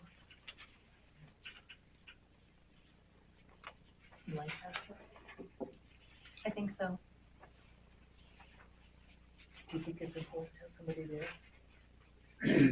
You can always get the notes from the meeting. I mean, if someone wants to talk, if someone has questions, yes, but Is there much opportunity to weigh in on the budget or discuss it and try to find ways to reduce it? I think at this point in their process, they've probably already gone through those phases, but I don't know. And most people, and there were people there from like the nursing homes who talked about why they were asking for what they were asking, or who gave, you know, substantiation for projects or whatever. Otherwise it was, you know, that is our engineer. I hope you haven't been on the road for 4 hours. Yeah, we had escorts, about 25 on the interstate. We have a lot more snow down there, so that's good.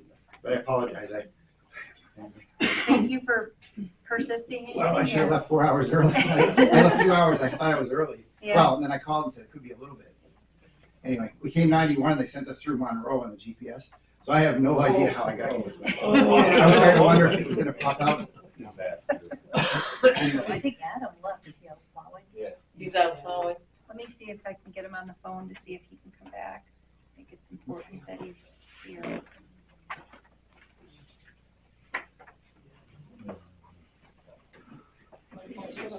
So he doesn't have to go back tonight. Oh, yeah. Maybe I can, I don't, you're in the middle of stuff, I don't know if I can quickly hand out a couple things. Okay. And I won't talk, I mean, I'll go through the summaries pretty quick. I know you're about done. Oh, That's right, we still have more to go.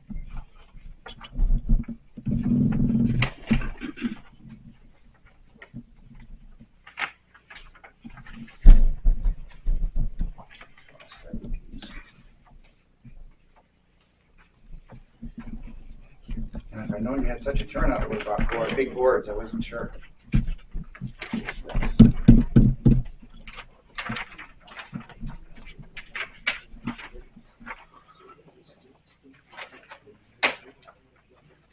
Okay.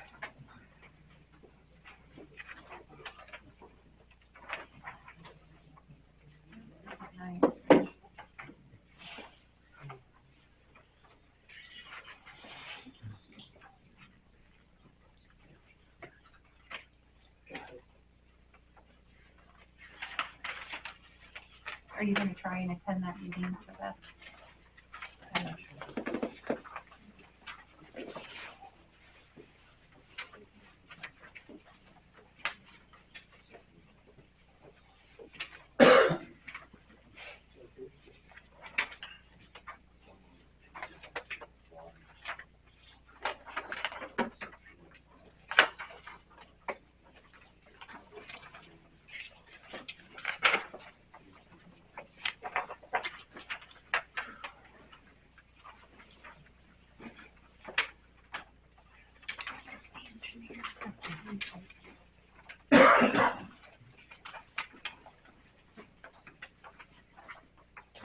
So I did the bridge between Monroe and Barnett. I recognized it when the GPS put me on. I don't know how it gets to here, but it did. In a very roundabout way, I bet. Yeah, and the snowplows were great, but we had 25-mile-an-hour escorts that blocked the whole interstate. Yeah. Some places. Okay. This last one's kind of what I think you guys probably are gonna wanna do.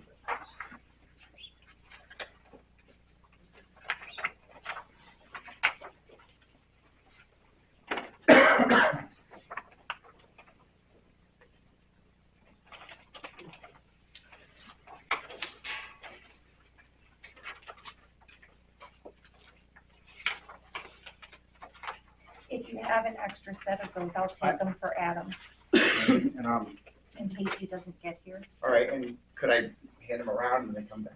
I can give them my set if. You can hand them around for them to Yeah. come back, sure, if you want to. Yeah, no, I'm just. Yeah. Figured it. The people from Smith Road aren't here, so, Oh, but I'm sure she'll be thrilled to have an update. all right. This is the meeting. Boy, I would have brought the big boards. I really didn't know the format. It's okay, it's okay. We never know how many people are showing up either.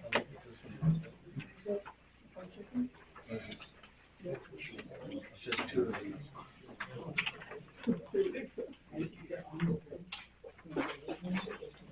I'll just pass them around.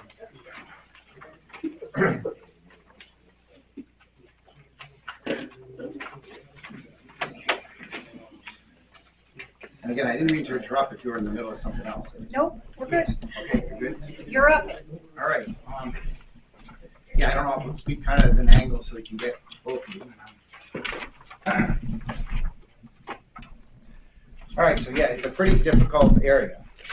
The borings showed we didn't have bedrock. We got to 50 feet without bedrock. However, it's 100 blows per like 5 inches, which is really tough stuff. So one of the options we looked at was sheet piles, which you'd have to go to a pretty rugged sheet. Otherwise, you're going to damage it when you put it in the ground. So there's a couple of options that we looked at but kind of ruled out. One was sheet piles, which, like I said, you drive a line, like knives that hook together. Probably many of you have seen them. And you put like a channel on top. That could be a guardrail. You just stick it up a little.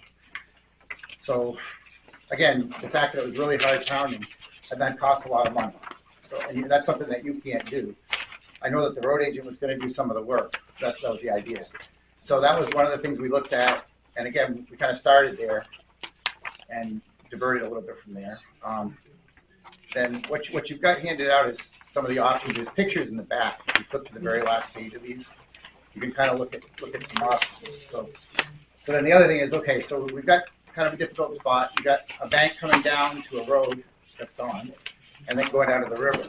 And so what we ended up doing, I didn't show you all the different iterations we did, but we did an angled alignment. It starts kind of close to the left bank going in and pulls away as you go down, kind of with the grades. So that's how so the roadway is not in the center of the right of way. It tapers through it to take advantage of the grade. So what we ended up with, which basically is I'll call it a landscaping wall on the left. It's not very high. It's about 6 feet. And it's blocks that you stack up. It's a gravity wall. I proposed a ready rock. There's other solutions you can do if you want. But that one you just stack up, so it's pretty easy to build. So that's on the left side, about 6 feet. And it kind of, the road goes down off the main road. It drops at about 8%, which is 8 feet and 100. It starts at 2 and rolls down to 8. And it pretty much lands right where it needs to land on the other side, on the other end of Smith Road. So that was the alignment part.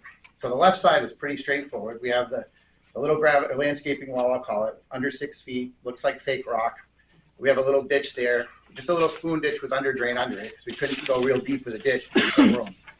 All right, so then the tricky part's the other side. So we looked at a couple different options. One of the handouts I gave you showed something called a slope retainer, which you can go up at 1-to-1, but you got to put a pretty big chunk of rock at the bottom.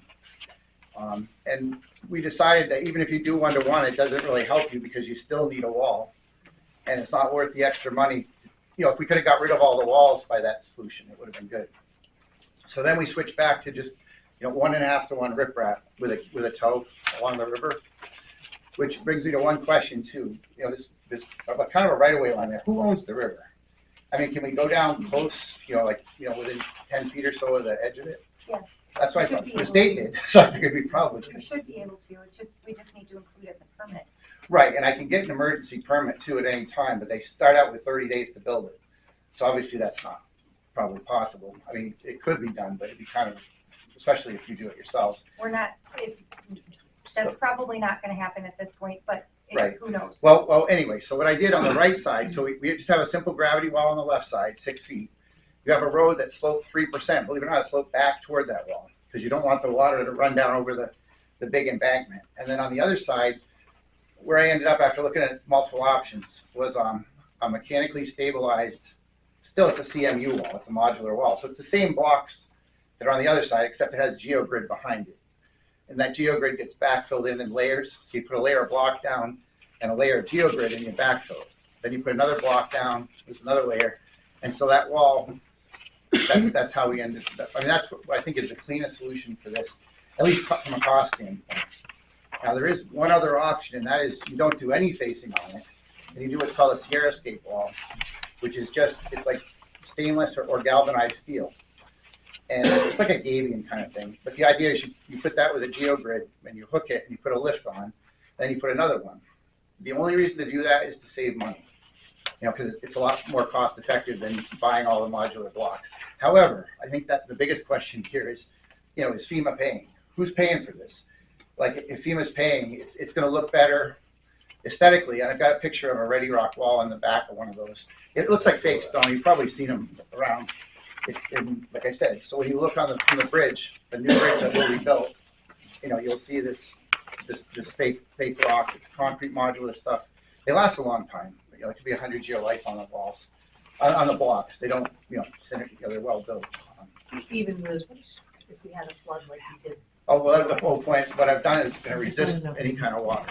So concrete, I love concrete because it's heavy. I'm not a big fan of bridge. Over the years, concrete bridges last. The ones that are made out of timber, and the water hits them, the log comes down the stream. If you remember Irene, I did 200 and something bridges after Irene. The ones that didn't stand weren't concrete or weren't deep enough into the ground. So, excuse me. Along the shore, I have a key. So they're going to dig a trench about 6 feet, and that's going to be full of rock. It's about 4 foot deep by 3 foot wide, and the soil is really dense, which is a good thing. The stuff down by the stream bottom. Like I said, it was 100 blows per 5 inches. They hit 100 times to get it to go 5 inches, which kind of messed up driving the sheet piles in. So, but at least when we do that, so we'll do a key along the stream, a parallel distance off the stream, which curves with the stream. That goes down below the grade. Then we run a 1.5 to 1 slope with riprap up. Now the state likes us to put some topsoil, humus, mix it up so it grows into vegetation. So it's not going to look like an ugly riprap slope. Of course, the picture I showed you was an ugly riprap slope because that's what I had quickly. We've got a couple jobs. We just finished one, but it won't be growing until next year. Another FEMA job somewhere else. So when you come up from the stream, you'll see a riprap slope, and then all of a sudden it turns into a modular wall, and then you'll have a guardrail post, which we have a 4 foot shoulder with a guardrail in that, which I think it may end up being 5 feet because the block sticks out another foot, just because of the way the geometry works. You can't pound into the block and it's a certain width. So basically we have guardrail along that side. We could do the steel that weathers if you want, or we could do this regular guardrail, whatever I'm not sure if you have a dog in that fight or if you care about that. But yeah, so it's going to be riprap, modular rock, and this is not my decision. But what I'm saying is right now I proposed this after looking at all these options, and we did look at a lot of them, but basically, riprap to a wall. On top you have the guardrail. You have a 12 foot wide travel way, 4 foot shoulder on the river side, 2 foot shoulder on the land side, with a little spoon ditch and then a little landscaping wall, because it still goes up to the abutter. And we're within the right of way. We made that all work. The only place we're out of it is on the river side, but they were out of it with their, in other words, just to get as much height as we can, because riprap is cheaper than the blocks, obviously.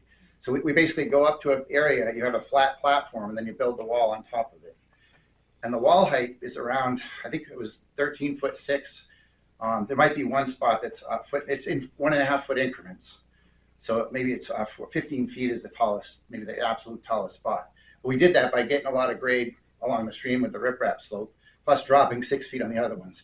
Otherwise, you add those heights together, and the piles we were looking at were like 40 feet long. By the time you drive them in the ground, they would stick out, be this giant steel wall. And like I said, for temporary stuff for bridges, we use that all the time. But it was an option, but I didn't think it would be ideal here.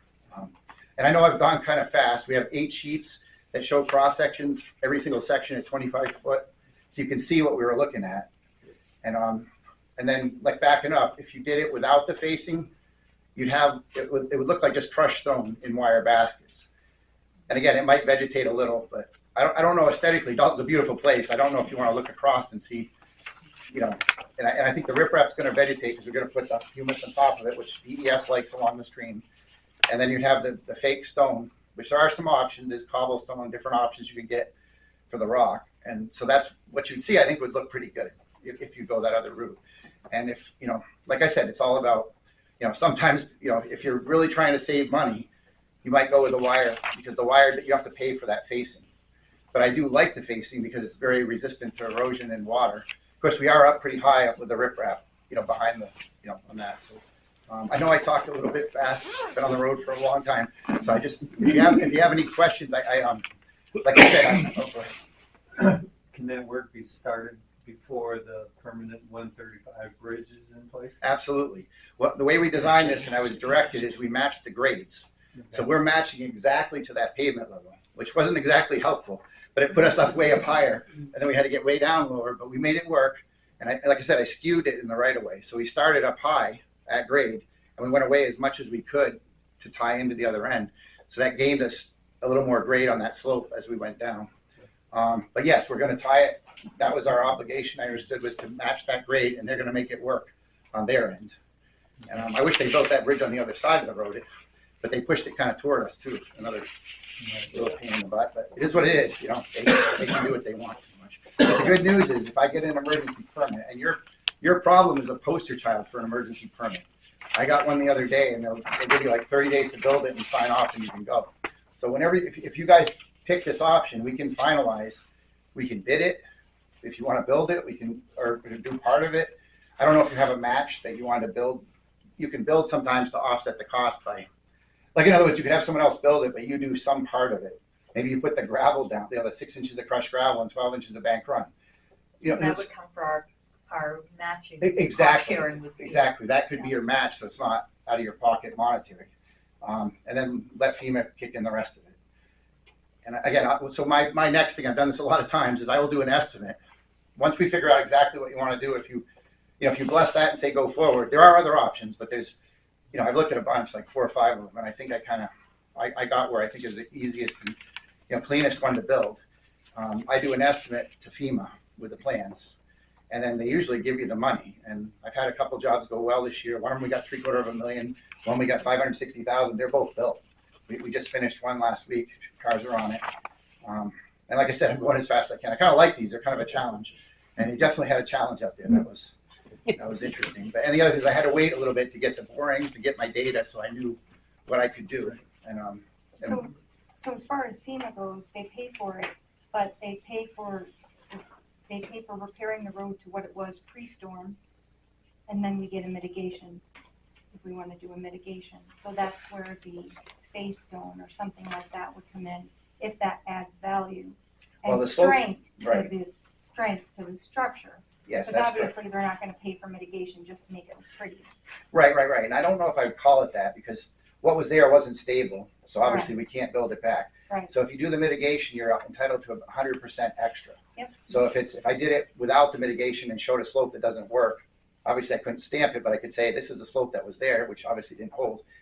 That's what it would cost if you built that. Well, and I think we're going to have to go through that process. Yep. And we've done that. Because that's what they're looking at. They're Yeah. looking at pre-storm, what can you do that is going to make it strong, and then we go Right. from there. Yep. And the only thing I might want to do too is then lower it, because the DOT made you kick it up another 6 or 7 feet, which that wasn't cheap. That made it more difficult. And who knows what they're going to do when they put the final bridge in.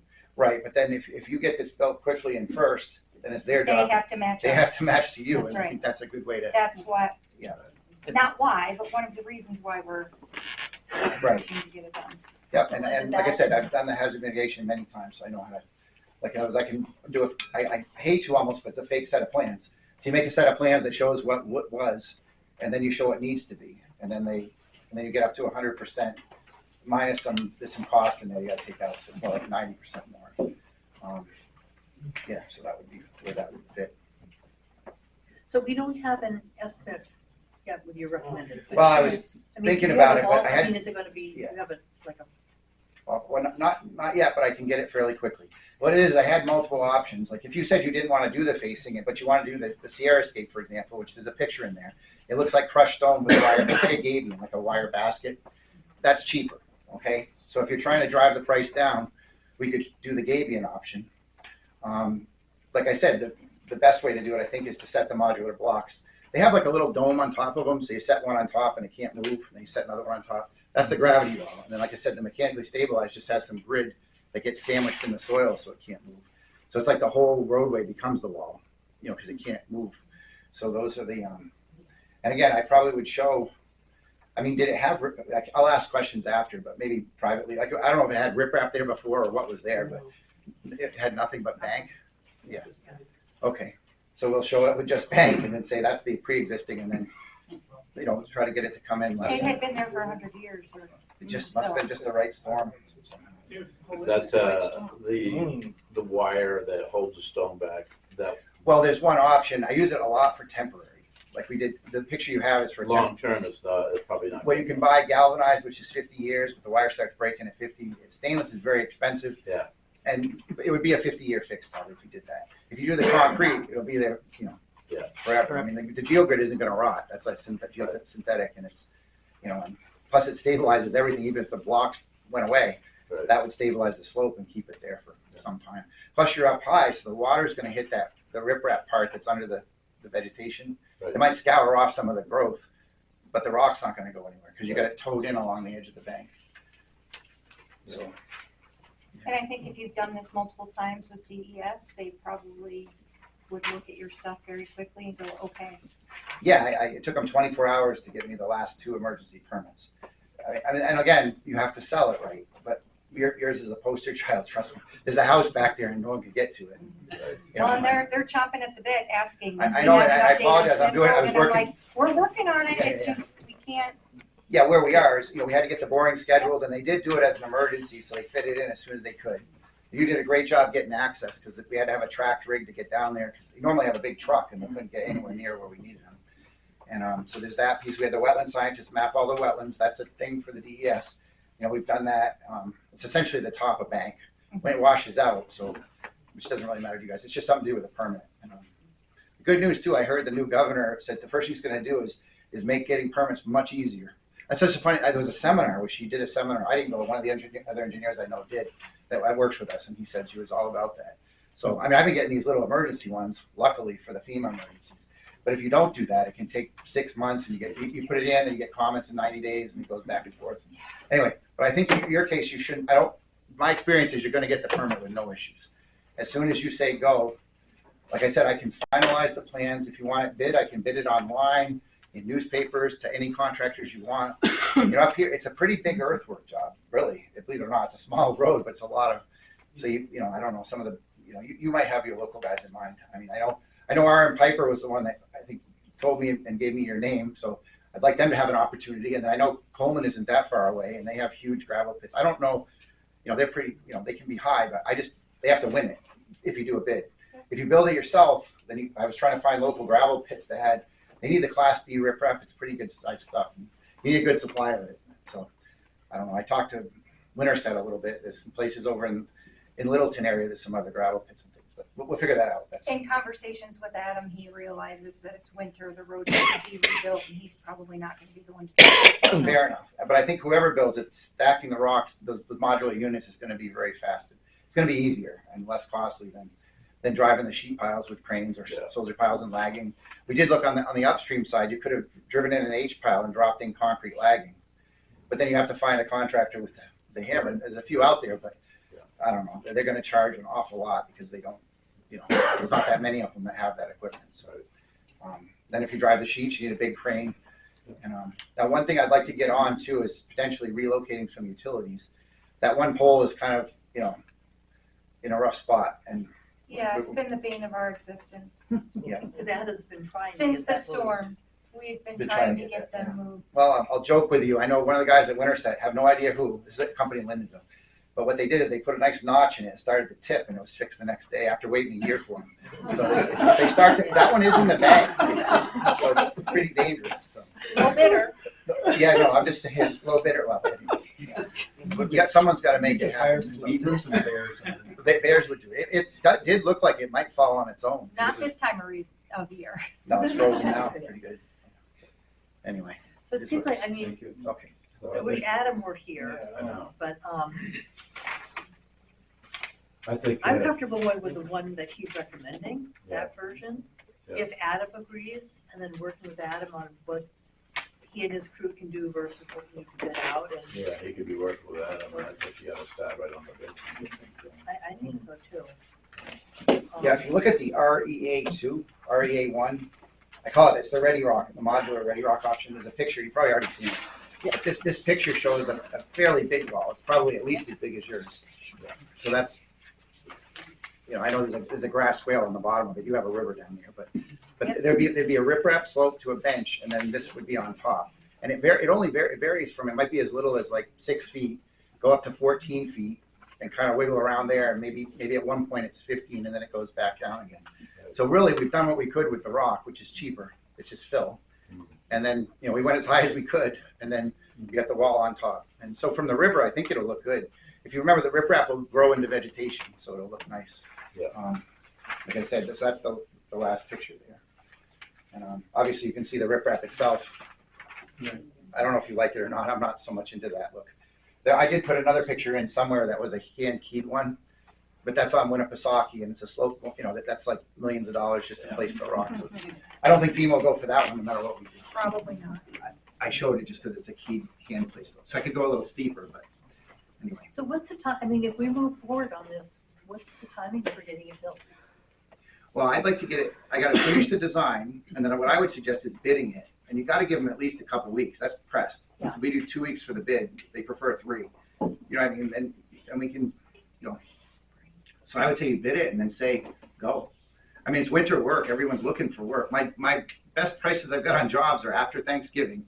They're about to lay off their crews, and all of a sudden they can grab winter work and do it. So if you get the right And they person, can do it in the winter here. and you can get good pricing, really good pricing, because I did a bridge. The DOT estimate was $750,000. It's just a little small town bridge in Ackworth, and it came in for $200,000. And the guy didn't make any money. He built the deck and he built one abutment. We saved one abutment, but he kept his crew busy over the winter. They didn't care. It was Daniel's Construction down. They're down south a little bit. I'm just saying, like, we could get some pretty good numbers. So, and that's what I'd like to do for you. I'd like to. And your company would handle the project? Well, we'll do, we'll finish the design, which if you say go, like what you don't see is I need to do an elevation with a number of blocks. Like I have cross sections that show heights and the right design, but I haven't detailed it so it can be bid quite yet. So I need to do a little more. So I would do construction plans. So if you said go, I would finish the construction plans and then advertise for bid. We do contract documents, which you sign, the contractor signs. There's a contract, there's a notice of award, notice of authorization to proceed, and then pay requisition stuff. So we do. Probably this is small enough, we would do it lump sum, so we don't have to check quantities, which means I don't have to get out there with a tape measure or put a guy out there full time. We just keep an eye on them and check milestones, so it's going to minimize our cost to you, minimize the town's cost. And then I do a report at the end, and I sign off and give that to FEMA, and you and FEMA, and then FEMA looks at it, says the engineer says it's good, and then and there's different ways, like the one job we just finished, they gave the state the money. State already is holding the money that paid for the bridge we just finished. And that was the same in the summer. Like they gave the state the money and someone at the state helps administer it. I wasn't the one that was getting the money from FEMA. Like we helped them get the money and they set it aside. So you would be the one that gets the money from them. And I will tell you that, and I don't know the details, but the town that we're working is very small that we just did a bridge. So they asked the contractor to bill them in 3 installments because they have to pay, you have to fully pay 1, then you get reimbursed. Then you fully pay 2. They just weren't in a position to write the whole, $600-something check. So they did 2. And so I'm just saying you might want to do something like that as well. But I don't know who the contractor is. You just have to, figure that out. A priori kind of know how you're going to do it. I'm not part of paying the bill for that. Can't help with that. But you would also handle the permitting. Absolutely. Like what I would suggest is we get an emergency permit. What I'd suggest is you get the contractor on board first because they give you 30 days. And the last one I did, we kind of cheated a little in that we had the contractor on board. He ordered everything, got ready to go. And the town pretty much said if they gave them problems, they were building it anyway because it was an emergency thing because they couldn't get fire access to people, kind of like yours, except it was 20-something houses, 30 houses on the road. So basically, we got it all ready. The guy literally ordered materials, was mobilizing. And then I got the emergency permit. And on paper, we finished it in 30 days. Realistically, it was really more like 60. It's a pretty big bridge. And he did a great job doing it as fast as he did. But as far as the state's concerned, it was done on the 30 days, made the permit, everything's good. And I'm just saying that you're going to get the permit regardless. So if we do the emergency one, it saves us 90 days of waiting and a whole bunch of paperwork. Instead of doing this, we basically just say, this is what we're gonna do, and then they give the thing and you go forward. And then at the end, I have to notify them that it's done, substantially complete, and they can come up and look at it if they want to, and we give them the report and some pictures, and they go away, so. Which is good, trust me, you don't want them around too much. They do a good job, but they care about things that are, I mean, sometimes you gotta get it built, so. You said FEMA pays after the job is done. What they do is they make you pay, like say it gives you a pay rec for 150,000, somebody does. You pay that and submit to FEMA, and then they reimburse it. So that's why the smaller towns said, let's do it in pieces, because we can't front the whole thing at once. Right. I don't know, you could probably finance it and do the whole thing at once and then get reimbursed, but it's all about how you manage, you can manage it however it works. I just see that in small towns sometimes, is they specifically request, hey, contractor, please, give us smaller increments so that we can, get it billed and back before, don't just hit us at the end with everything and say, I want it tomorrow, it doesn't work that way, so. Like I said, it's an exciting little project. I'm sorry it happened to you. Stuff happens. Irene was rough on Vermont, and we got that one done. And this reminded me of a lot of those projects. It was pretty similar to what happened. I make a motion that we, pending Adam's approval and coordination with Adam, that we move forward on his recommended solution.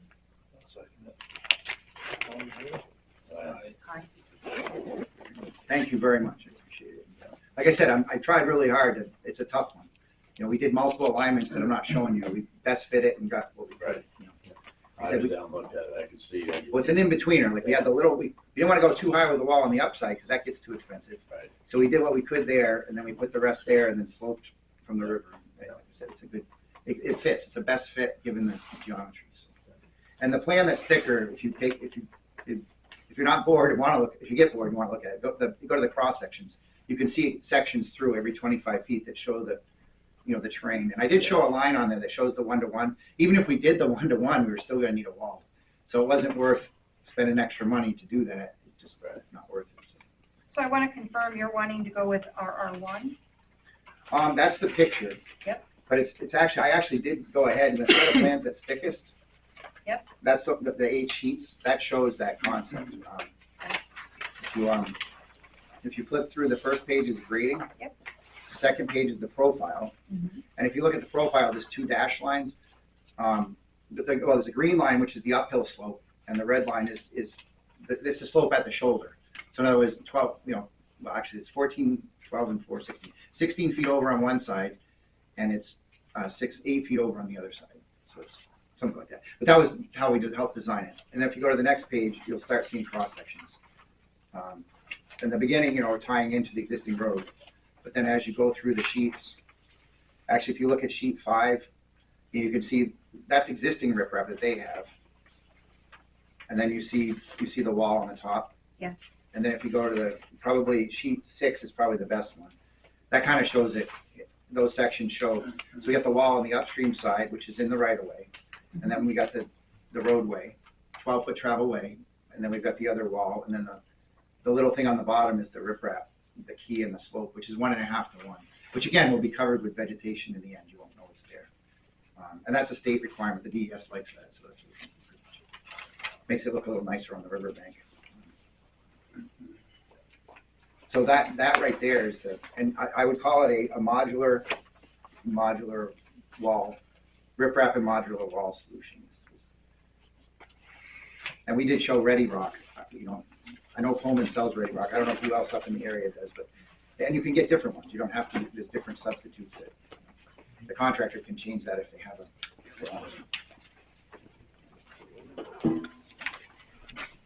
So I'll try to touch base with Adam in the morning.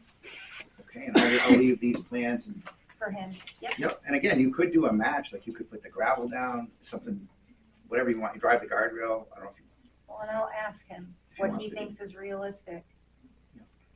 If we keep having snow like we're having now, he'll be busy. Yeah. He'll be busy. So. Gotcha. And then I'll get in touch with you tomorrow, and you'll start working on finalizing the plan that you propose. Yeah, and what I will add is you have like an elevation looking at the wall with, it literally shows every block height and where the steps are. And that's the detail, but you don't usually do that until, you guys say okay. And I will get you a cover sheet to sign. Like, once we get that ready, I'll send it back up, and depending on the weather, I'll come up if it's good weather. I mean, I'll plan on being real early next time too.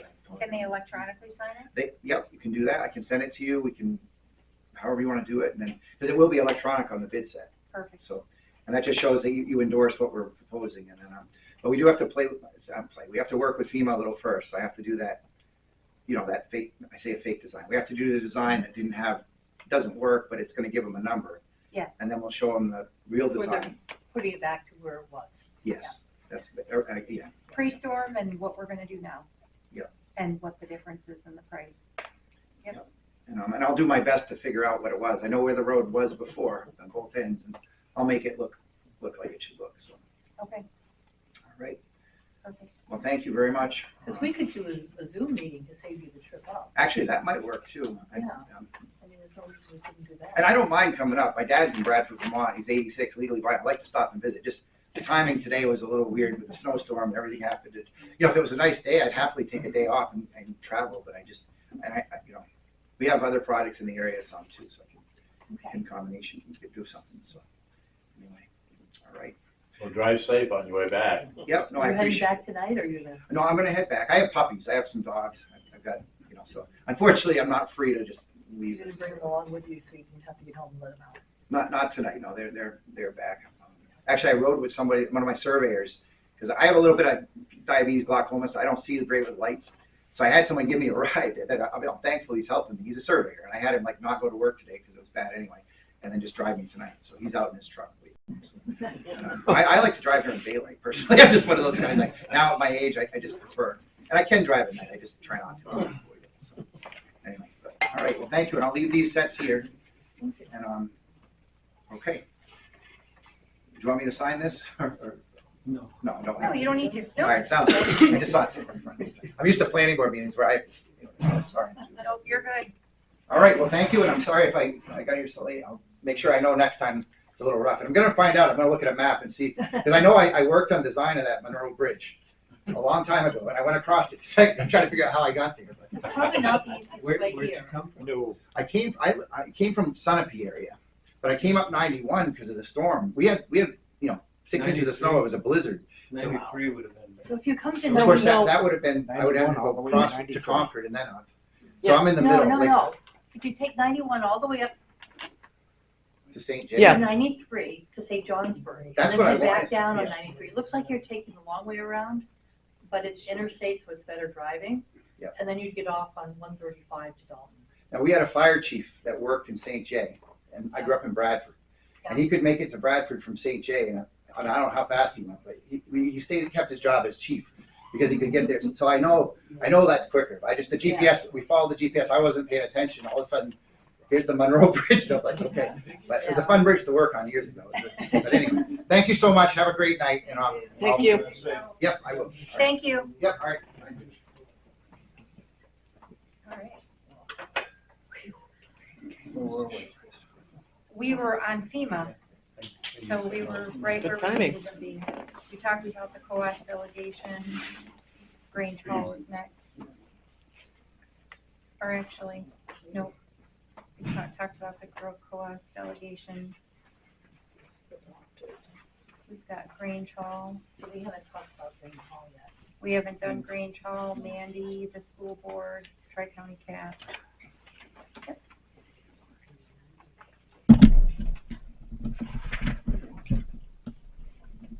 I added things to the new business. The thing is, it We all came got in an email emails. about the Grange Hall Yeah. property. I knew that, but I'm like. Yeah. I didn't see it. So, You ready for us? Yeah. I think so.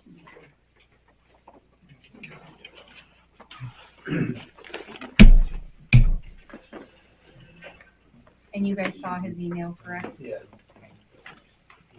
We need a little bit of walkthrough to actually visualize what we're talking about. Yeah. That's what he's got right there. I think this is gonna help. This was included in the email, I don't know if you saw that. I could, but I wasn't, it helps to just have an explanation. So, And all those I'm were- not thinking about buying the ask Grange him. Hall, and I'm actually under contract to buy it. We're actually under contract to buy the parcel of land that the Grange Hall is on, and then a parcel of land over here. It's the 12.5 acre 12 and a lot half acres. that Zach Perlmutter, he owns both of the properties. So one of the stipulations for closing on the contract is to have the septic design made up, which is what this is for the Grange Hall. Now, we're planning on turning it into a residence, and we're estimating a five-bedroom house. So the capacity of the septic design is based on that. And there's a requirement for lot loading for the septic system. This property here for the Grange Hall is only 0.24 of an acre. The lot loading requires, here are the calculations here, but a 0.74 acre lot. And one of the problems, now Zach Perlmutter also owns this property with the residence on it. And there's a well right here that services this residence. And there's a 75-foot standoff from the well. So moving the line over to his property, towards his house, is not going to work for the septic design, because then we'd be infringing upon the well. So the proposal, and we did have the survey done, and that's what this is. The proposal was to provide, or to see if the town would agree to move do a property line adjustment out to here. This would actually connect to the property the other property that we're going to be buying here. So you're really looking at half an acre? But half an acre, yeah, to get us up to the required lot loading capacity that we need for the septic system. I'm trying to visualize our town lot, how that fits in. So, We own- yeah, the it's a municipal municipal building here, yeah. Now, there is a well here that used to service this building. I don't know if it still does. I think There's an artesian well now. Yeah, I think the artesian well services this building. But if this well, if that well was still required, then that could be a problem with this whole plan here. So where is the artesian well? Right behind the building. Okay, so it's like right over here? There's So big what well is it? tile. Concrete cylinder comes up, Right. and there's To a protect top on it. it. Yep. So this is an old well Yes, that's not, is it capped? yes, and locked. Yeah, it's no longer in use. Okay, Captain Long, yeah. yeah, because when you get this 75 Right. foot radius, you'd be, Yeah, and when we brought this in front of the planning board, they pointed that out, that would be a problem if the well was still in use. But if it's not, then maybe this plan still holds. so I would like to look at just what our, like how many acres do we have? 11 or 12. Yeah, between 11 and 12. 11 point something. And does it go back over here? Yeah, Yeah. it goes straight back. It includes the, like the town pond and. Yeah. area too. Town pound. Town pound. Yeah. So there's, and which brings up another point. The Grange Hall has rights to a well that's actually up on Kyle's property. So in order to get water from the well to the Grange, we would have to go across the town property. Which you do have water rights to. We do have water rights to it. We have the deeds that indicate that from when the Grange Hall was constructed back in the early 1900s. And I believe before the Abbotts bought the Grange Hall, it was still getting water from that well, but that line is no longer viable anymore. It would have to be retrenched. Did I see a well on the other side? So there, he also proposed putting a well in here, saying if we're gonna put the septic over here, he proposed drilling a well here, but if we have rights to a well that's already existing, I don't think we want to put another well right next to the road here. That doesn't seem to be very desirable to me. And so are you proposing buying half an acre from the town? So when I went into this contract, I was not prepared to buy any additional property. As a matter of fact, I'm having trouble getting the bank to agree to the money that I need to get the Grange and the other piece of property, which it's a package deal. I can't get one without the other.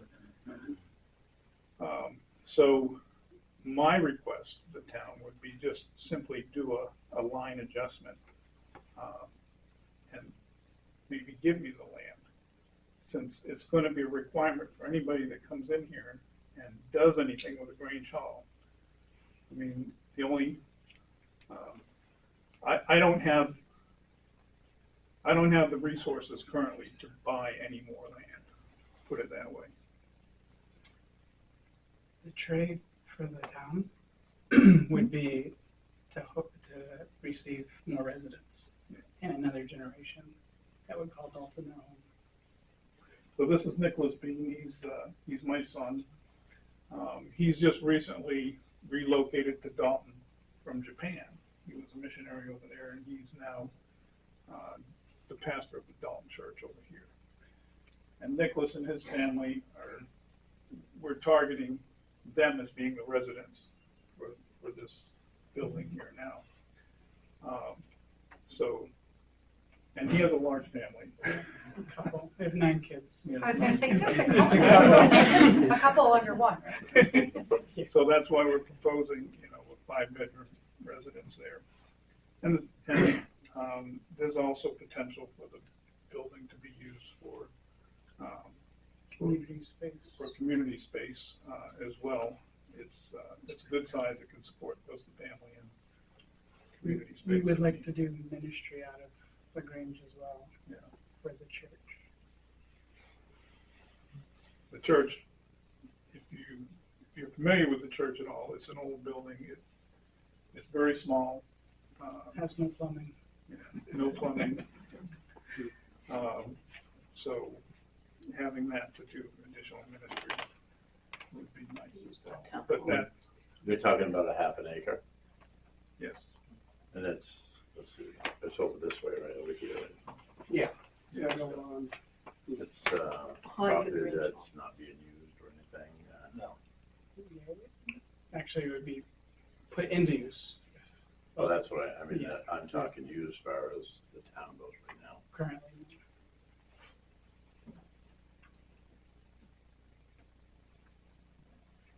Used to be a ball field. So I checked our permanent record file. We as the select board have the authority to buy and sell land. That was granted to us as a select board. There are restrictions to this, though. I think we have to have a public hearing. Yeah. And I think we should also have a legal review of this.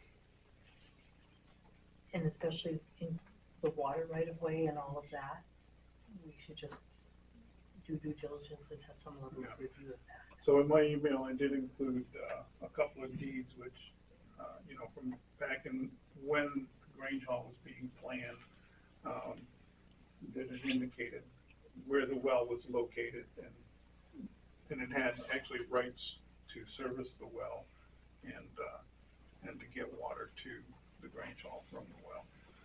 So, yeah, I agree. I mean, that probably should be reviewed, but that would be something we'd be looking at. It's not a requirement for me to close on the property, the well thing, but it is something that we would look into once we started doing work on the property. I have a question. Did the planning board have an opinion on this? We thought that, I think we were all, the four of us that were there, were all in favor of, getting some actual, what we do want to call them tenants, more, people in town, who can be an asset to the community. And that extra half acre that is no longer an exempt piece of property, it would be part of the. It would be more tax revenue. That's right. Yeah, Yeah. I mean, Yeah, it would we be saw it as huge, more tax revenue. Yeah.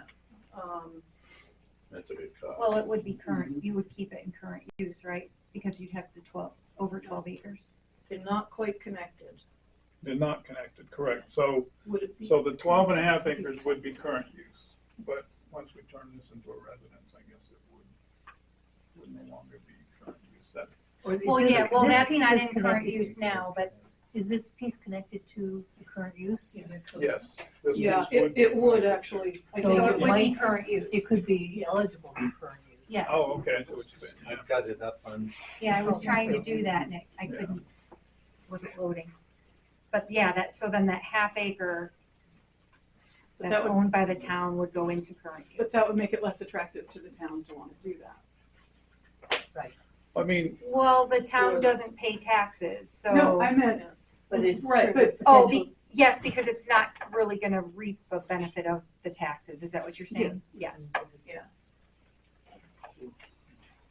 You'd still get taxes, just not as much. Yeah, you're still gonna get some. so Right, right. would, Some's better than none. So what we're talking about is really a a little little piece right square. there.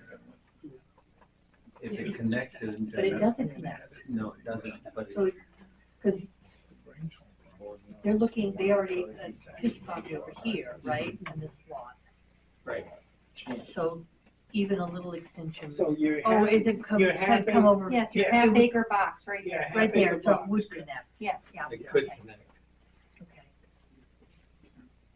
And the town owns 11.87 Yeah. is what it is. So yeah, your box would be right here. Right there, yeah. Okay. Thank you, that's helpful. That's what I was trying to do, it wouldn't move.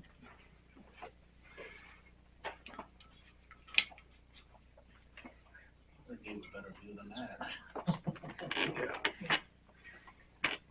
So I think we should get legal review, and we also, if we want to proceed, we need a public hearing. And we're looking at the holidays, so it's gonna Well, be, the public hearing would be, like what we got right here now, and then if you would, because the RSA explains that it would given ourselves permission to do this with the public. input from the public Right, hearing. yeah, with the, Right. yes. And but we have to post the public Oh, hearing. yes, So, absolutely. this doesn't count as a public hearing. right. No, I haven't. They probably have.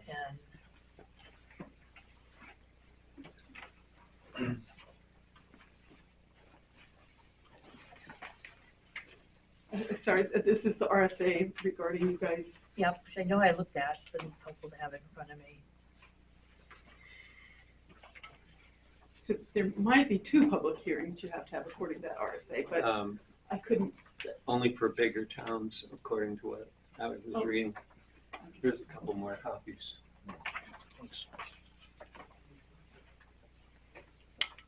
So we do have to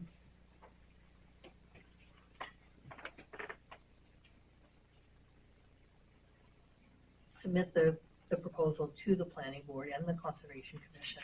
Well, if it falls within those districts, Well, it looks like only the planning board, Yeah, I don't know why the conservation. because it's Well, not a conservation Right. property. But it says, however, they shall first submit any such proposed acquisition, sale, demolition, or disposal to the planning board, the conservation commission, the heritage commission, and the historic district commission if the building lies within a defined district for review and recommendation by those bodies. Yeah. If such board or commissions exist. Defined, a defined So it seems like, district, we don't have a historic district commission, so it seems like No. we should and you don't. Or and- heritage submit and the the- proposal And the to the land planning is board not and the in, conservation commission. the land is not in the conservation district either, so they We don't would- have a conservation district. Right, No, So, but it's We should not submit it to the conservation commission. not conservation land. It doesn't state that it has to be conservation well, it says land. If the building lies within a defined district for But that- review and recommendation by those bodies. But that would be the Heritage Commission or the Historic District Commission. And It says conservation, conservation commission too. and conservation commission. I think we have to submit a proposal to the Conservation Commission. That's my interpretation. No. We do have to hold 2 public hearings, at least 10, but no more than 14 days apart.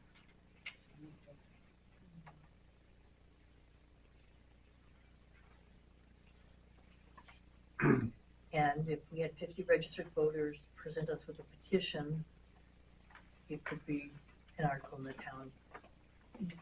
Actually, 4114C is what applies, because we're a smaller town.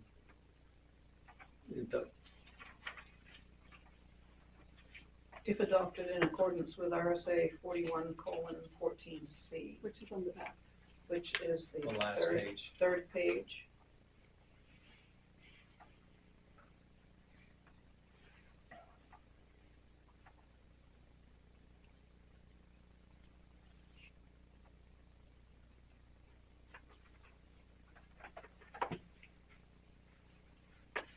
Anyway,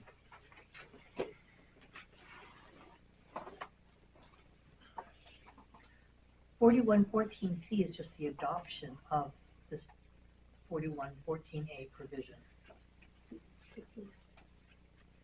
And that was adopted back in 2002 or some such thing.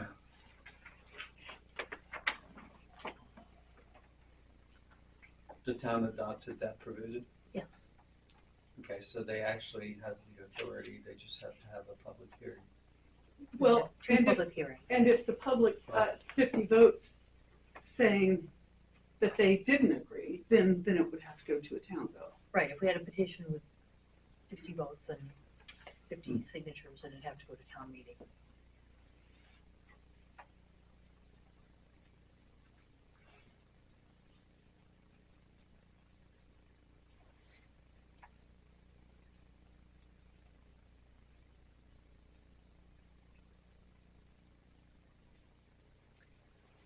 And so we have to time the public hearing so that we can vote between 7 and 14 days after the second public hearing.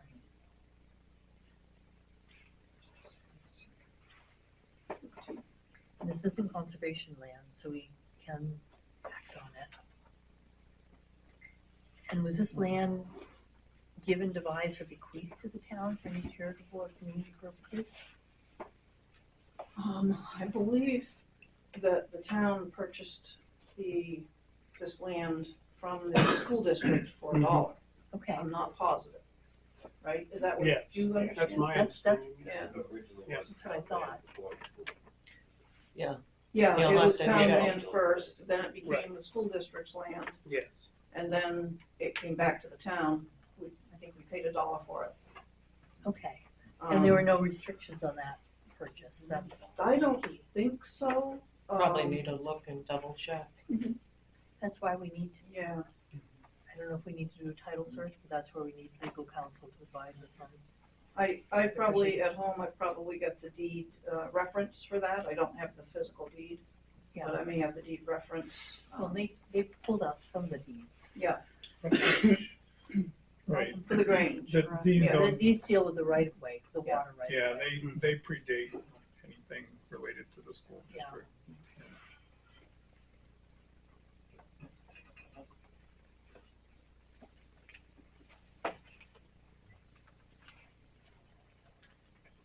So do we want to continue investigating it and then? Well, I think it's in my opinion, it's a good cause. But you talked about legal looking, is there surveyors, not surveyors, but The people that, reviewing, so that we know, do we need to do a title search? You know, do we need to check further on the deed to make sure there aren't any restrictions for when we bought it from the school district? well, that wouldn't hurt. You know, some things like that. I mean, some of that, you have access to the registry, so you could look at that for us. I just said that. I'm sorry, I minutes ago. didn't hear you. It's okay. I apologize. It's okay. If I never anything heard is it, needed, I still didn't hear it. if anything is needed for surveying, I do have a surveyor on contract that he's already surveyed the land. He's the one who provided, this on the back here. So if there's anything else that you need, in relation to, you know, what is required, even if you want to see what, you know, what land might be needed in order to run a water line up to that well. You know, we could probably have him, we walked with him up to the well, so we know where it is. He's already got it marked out. So if there's any questions about that, we can probably provide it some updated Because the survey drawings. town owns this land here, so we Correct. can get that right of way, because Yes. we'd be going through that to dig a trench for the Mhm. pipe. That's exactly right. Then presumably that would be restored after the pipes are laid. Yes, yeah. We would trench it out and then restore it. Yeah. Back to grade, yeah. Okay, so we'll, I mean, Jeanette's going on vacation, she probably not gonna have time to check with the registry of deeds prior to leaving. I can try. I'll do what I can do. I'll try. I won't promise I'll get it done before I leave, but I'll try. It's the best I got. I appreciate that. And we have to just discuss what we're doing. Jeanette, over I can try holidays. to email you the deed reference for the school property. Okay. I can, And it might just be right in the file. I mean, your surveyor stopped in and was looking for the exact measurements. And I looked in the file and I'm like, is this what you're looking for? Yeah. And he said, yeah, can I Yeah. take a picture? And I said, yeah, here you go. He was surprised that it was actually there. I mean, you know, you never know what you'll find until you look. So I'm willing to look and see what I can find. Now, my contract through the Realtor currently is closing at the end of the year. But obviously, this is a complication that we weren't really expecting. So I'll likely have to extend it out until, you know, the board makes a decision on what we can do. Yeah, because there's, Because we You have have had to- two public hearings. Yeah. Understood. and those have to be noticed 14, first one has to be 14 days. So you won't even get two public hearings before the end of the year. Yeah, and they have to be at least 10, but not more than 14 days apart. Well, we didn't even know these requirements until, you know, less than 2 weeks ago. So, I understand your pain. yeah. Do you? Kind of, some of it. This is our job to make sure we're following the rules. Yeah. Yeah, well, like I said, I understand that, and I just want to keep them in communication as to what we're doing. So we could probably look at starting to schedule the public hearings while we're doing the background research. Yeah. You know, again, maybe we can talk about it when we talk about scheduling for the holidays. I'm thinking this is not a good time of the No, it's not. year to put in any extra meetings. Yeah.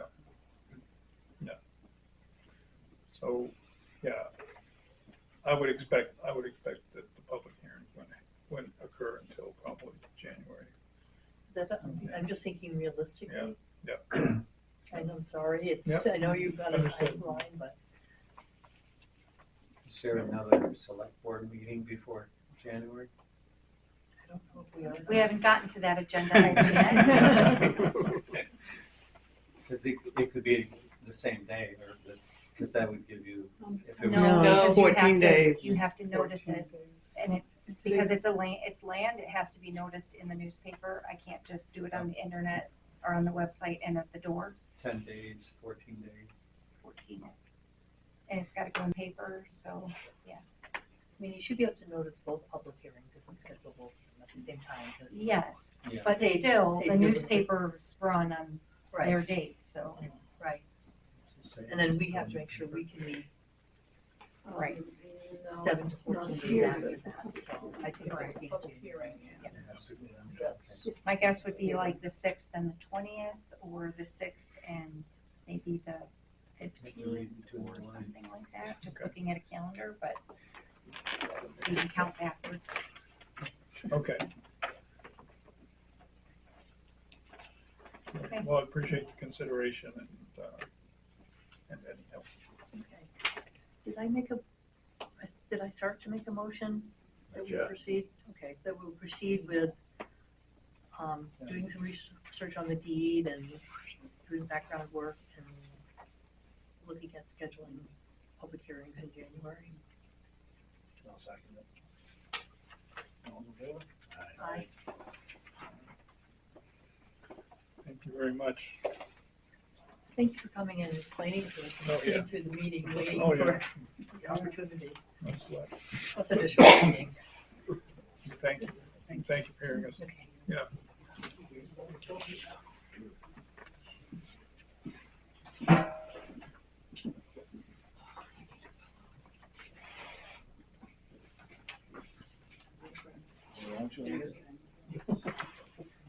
The school district issued their schedule that has their, I have it here, I can just email it to you guys, their delegation meeting and their budget hearings. I printed it. I've heard that name before. So, yeah, so I can forward that to you guys, it's not something that the select board members usually attend, but if you want to, you can. So I'll forward that to you guys. It's the 13th, December 13th. What is? That meeting that you're talking about. Is that the meeting you're talking about? Hey guys, I can't December- hear the select board. That was the county. This is a school Tom. board.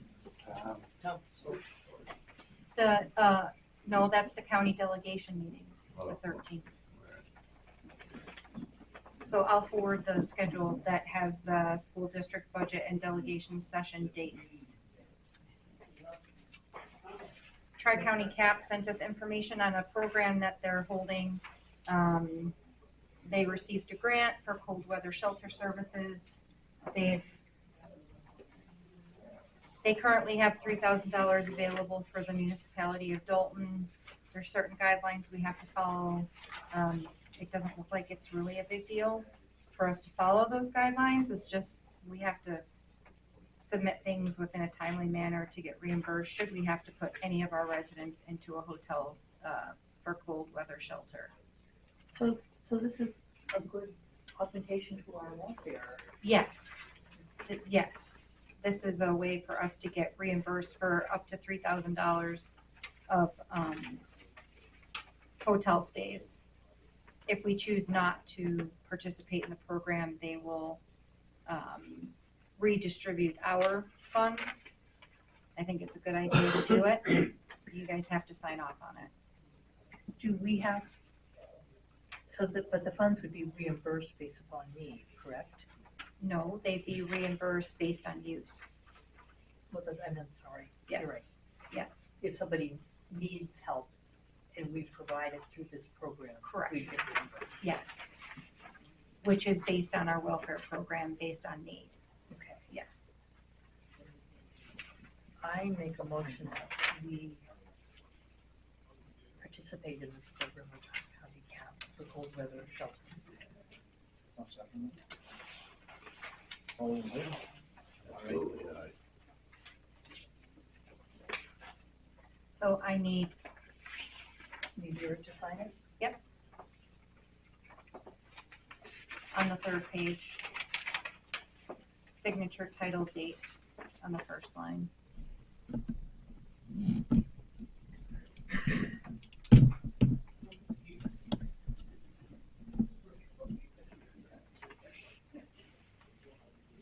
I can put myself as the contact for after business hours if you guys want. However, I'm gonna have to give them an alternative for while I'm out of town. So someone will need to be that alternative person. Don't all jump at it at once. It's very exciting. What are you gonna do? Tell me what to do, I'll do it. You have to become the welfare agent Okay, for Tri-County CAP they will call me. in my absence. Well, we have to respond if there's any request for welfare. We have to respond in a timely manner. Correct. There's a big book of regulations Yes, there is. that we have to Well, I follow. don't know no regulations, I'll just give money out. No, I'm just kidding. Maybe you don't want me to do this. It helps to know a little bit about them. Oh, I'm mean, sure, I we- never did before, so. Well, we've gone through it as a board. Oh, yeah, you gotta add those little ditties, don't you? I don't know nothing about it, so- there's nothing wrong with that. Okay, so Do you want me to be the contact while you're out of town?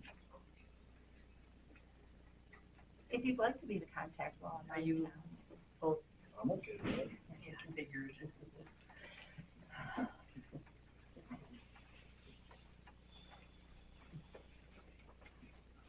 I need to touch base with you to make sure we've got a copy of the application and contact numbers before you leave. Yes, the application is on our website. Okay. And the contact numbers change sometimes. Okay, yep.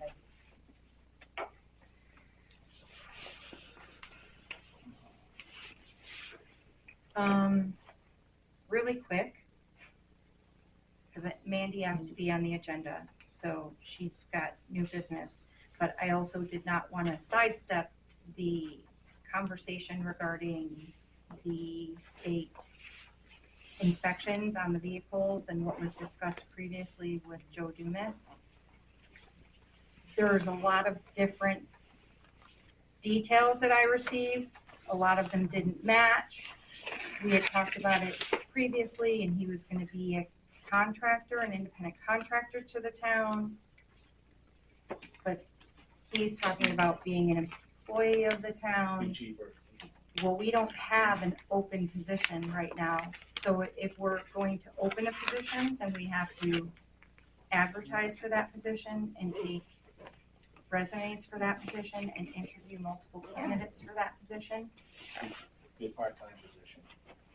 Still, We still have to go through the whole. you still have to go through the And there might be recruiting somebody more process. qualified. So And I said that I would have them come in to talk about it because it was gonna be an independent contractor thing, but then everything kind of morphed into multiple different things, which is why I said, hey, we gotta do this different. So, I talked to Adam about it. He said he wasn't gonna hire anybody right now, so I don't know what you guys wanna do. I'm just gonna leave it up to Adam. I'm gonna leave it right there then. Joe was here, he left, I'll let him know. I'll send an email and I'll copy you guys that it's been put on the shelf. Okay. Okay? All right.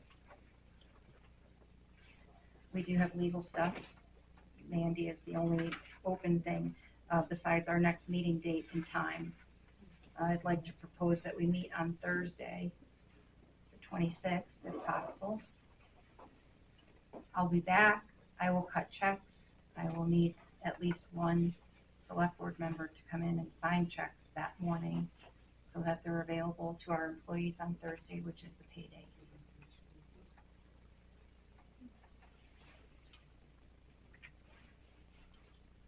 I'll submit payroll while I'm on vacation so that everyone gets paid as they should, with it being a holiday, the day before payroll. I can come in and sign payroll checks on Thursday morning, right? Yeah, well, yes. I can jump to it.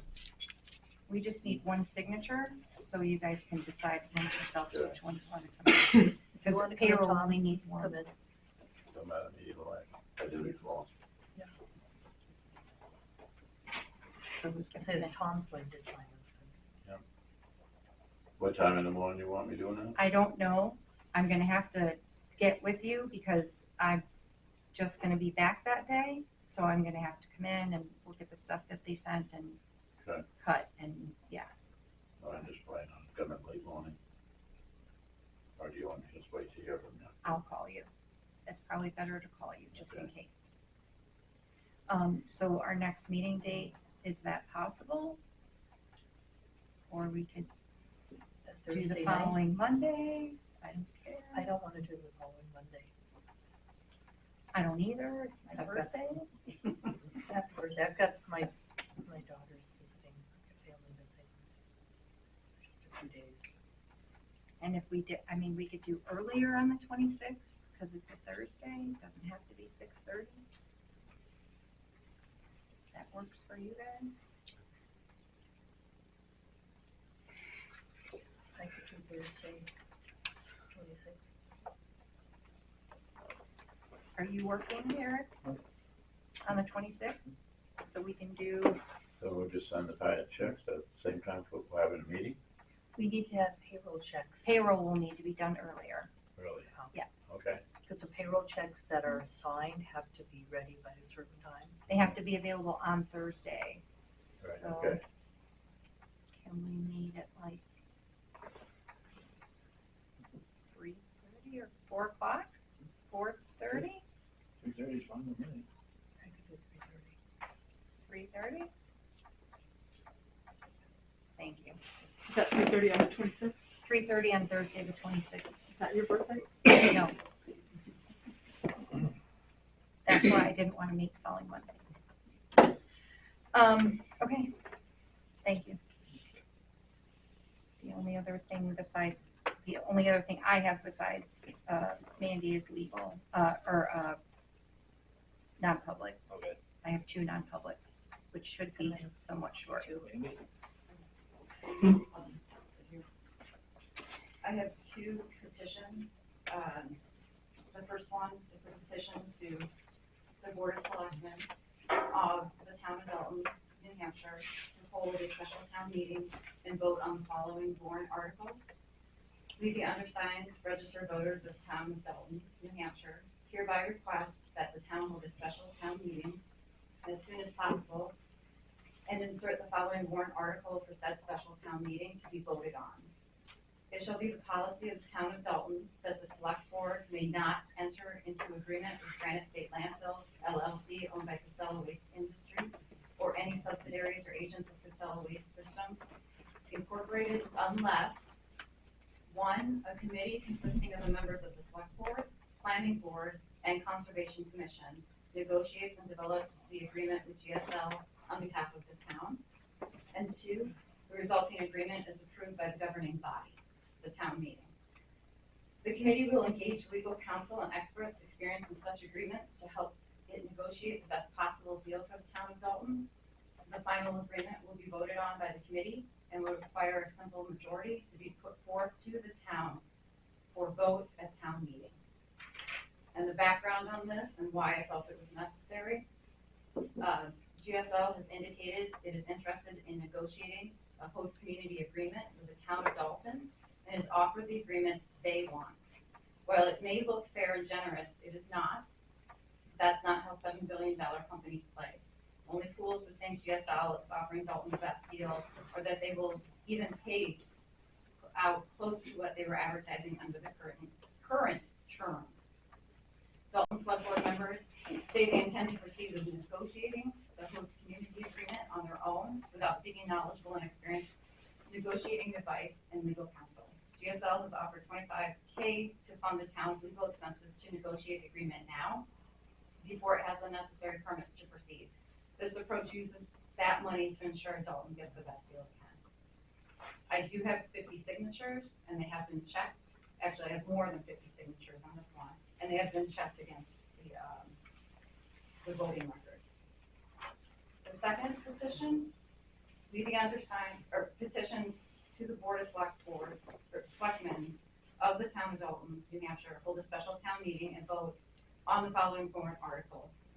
We the undersigned registered voters of the town of Dalton, New Hampshire, hereby request that a special town meeting as soon as possible and insert the following warrant article for said town meeting to be voted on. To see if the town will vote to inform Selectman Tom Dubreuil that the town has lost confidence in his ability to perform his role as a Dalton selectman for reasons regarding some or all of the following. Selectman Tom Dubreuil is routinely unprepared to comprehend, discuss, or vote on the town's business at select board meetings. When Selectman Tom Dubreuil has accepted responsibility to follow up or take action on town business, Dubreuil routinely fails to deliver as a result. Selectman Tom Dubreuil risks significant legal expenses to the town by refusing to respond and or delaying response to legal right to know requests. Selectman Tom Dubreuil routinely abstains from voting on motions before the select board. Selectman Tom Dubreuil championed the replacement of the town's legal firm with a new legal firm that quickly exceeded the town's annual budget in 1 month for legal expenses addressing his issues. And there are more than 50 votes or signatures that have been confirmed. I will hand that to you. Would you like a copy of those?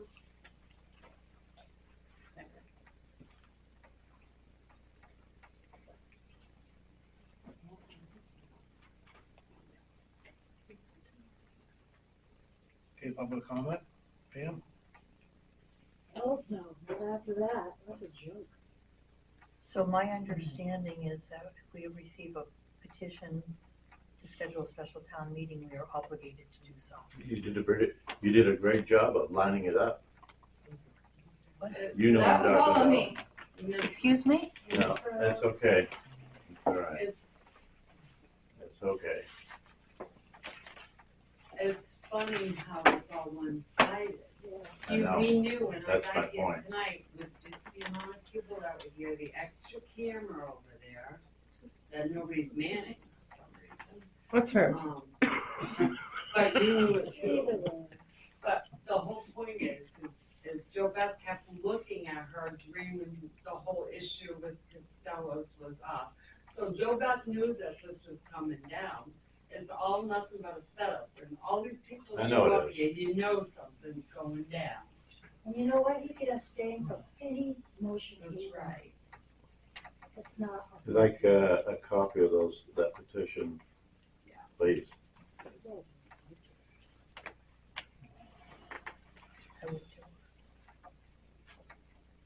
Make a motion, we're non-public. I make a motion that we schedule the special town meeting. We don't have a We need to choice. schedule a special town meeting. I'm gonna legal about this first. We'll have a special town meeting, all right. You said you wanted to talk to legal first. You're a member of the board as well. Yeah, I know.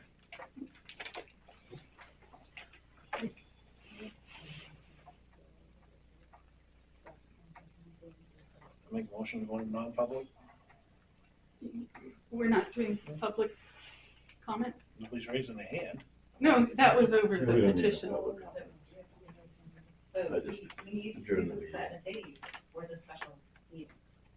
That's not. He wants to talk to legal first. You can set a meeting, you can talk to legal, it's all there. He's gonna talk to legal first. So, Wait a minute, Tom has talked, but we as a board are going to talk to legal. yes, Fine. Us as the board here, we will. thank you. We'll make an appointment for the select board members to be talking. Set that up as soon as possible, that'd be great. It will be a non-public. Why would it be a non-public? Non-public sealed minutes. Legal. Legal. No, No, you can't, you're not supposed to discuss legal in an open thing. She's right. You wanna make a motion, we go into non-public? you still didn't ask. I have a question for the board. Shoot. All right, so I'm asking this the following question of each board member to have their answer entered into the public record. This is a straightforward question requiring only a yes or no answer. The question is as follows. Excuse me. Have you ever received or been promised, either expressed or implied, any form of compensation directly from Casella Waste Systems or anyone representing or associated with Casella in return for your support of the proposed Granite State landfill to be located in the town of Dalton? Hey, prove it. A point of order. Make a motion to go I'll answer non-public. that. I My second answer that. is no. My answer's no. So you're refusing to answer? No, my answer's no. Okay. So I have an answer from Eric We have one. and Joe Beth. Go ahead, Tom, tell him. I'm not playing the game. I'm done playing the game. But you haven't been compensated. You haven't been. I know I haven't. That's why I answered you. Right. That's all that needs to be said. Okay. I second it. Let's go on to non-public, get this over with. Aye. Aye. Nay, because we have an action that we're required to act upon, is my understanding.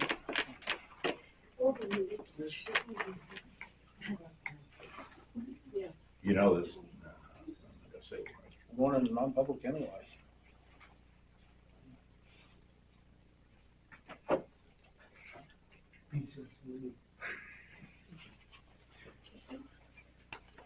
If we don't go into non-public, I'm gonna move to adjourn, because I'm going home, I ain't play this game.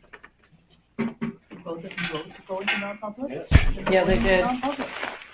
Even if I voted nay.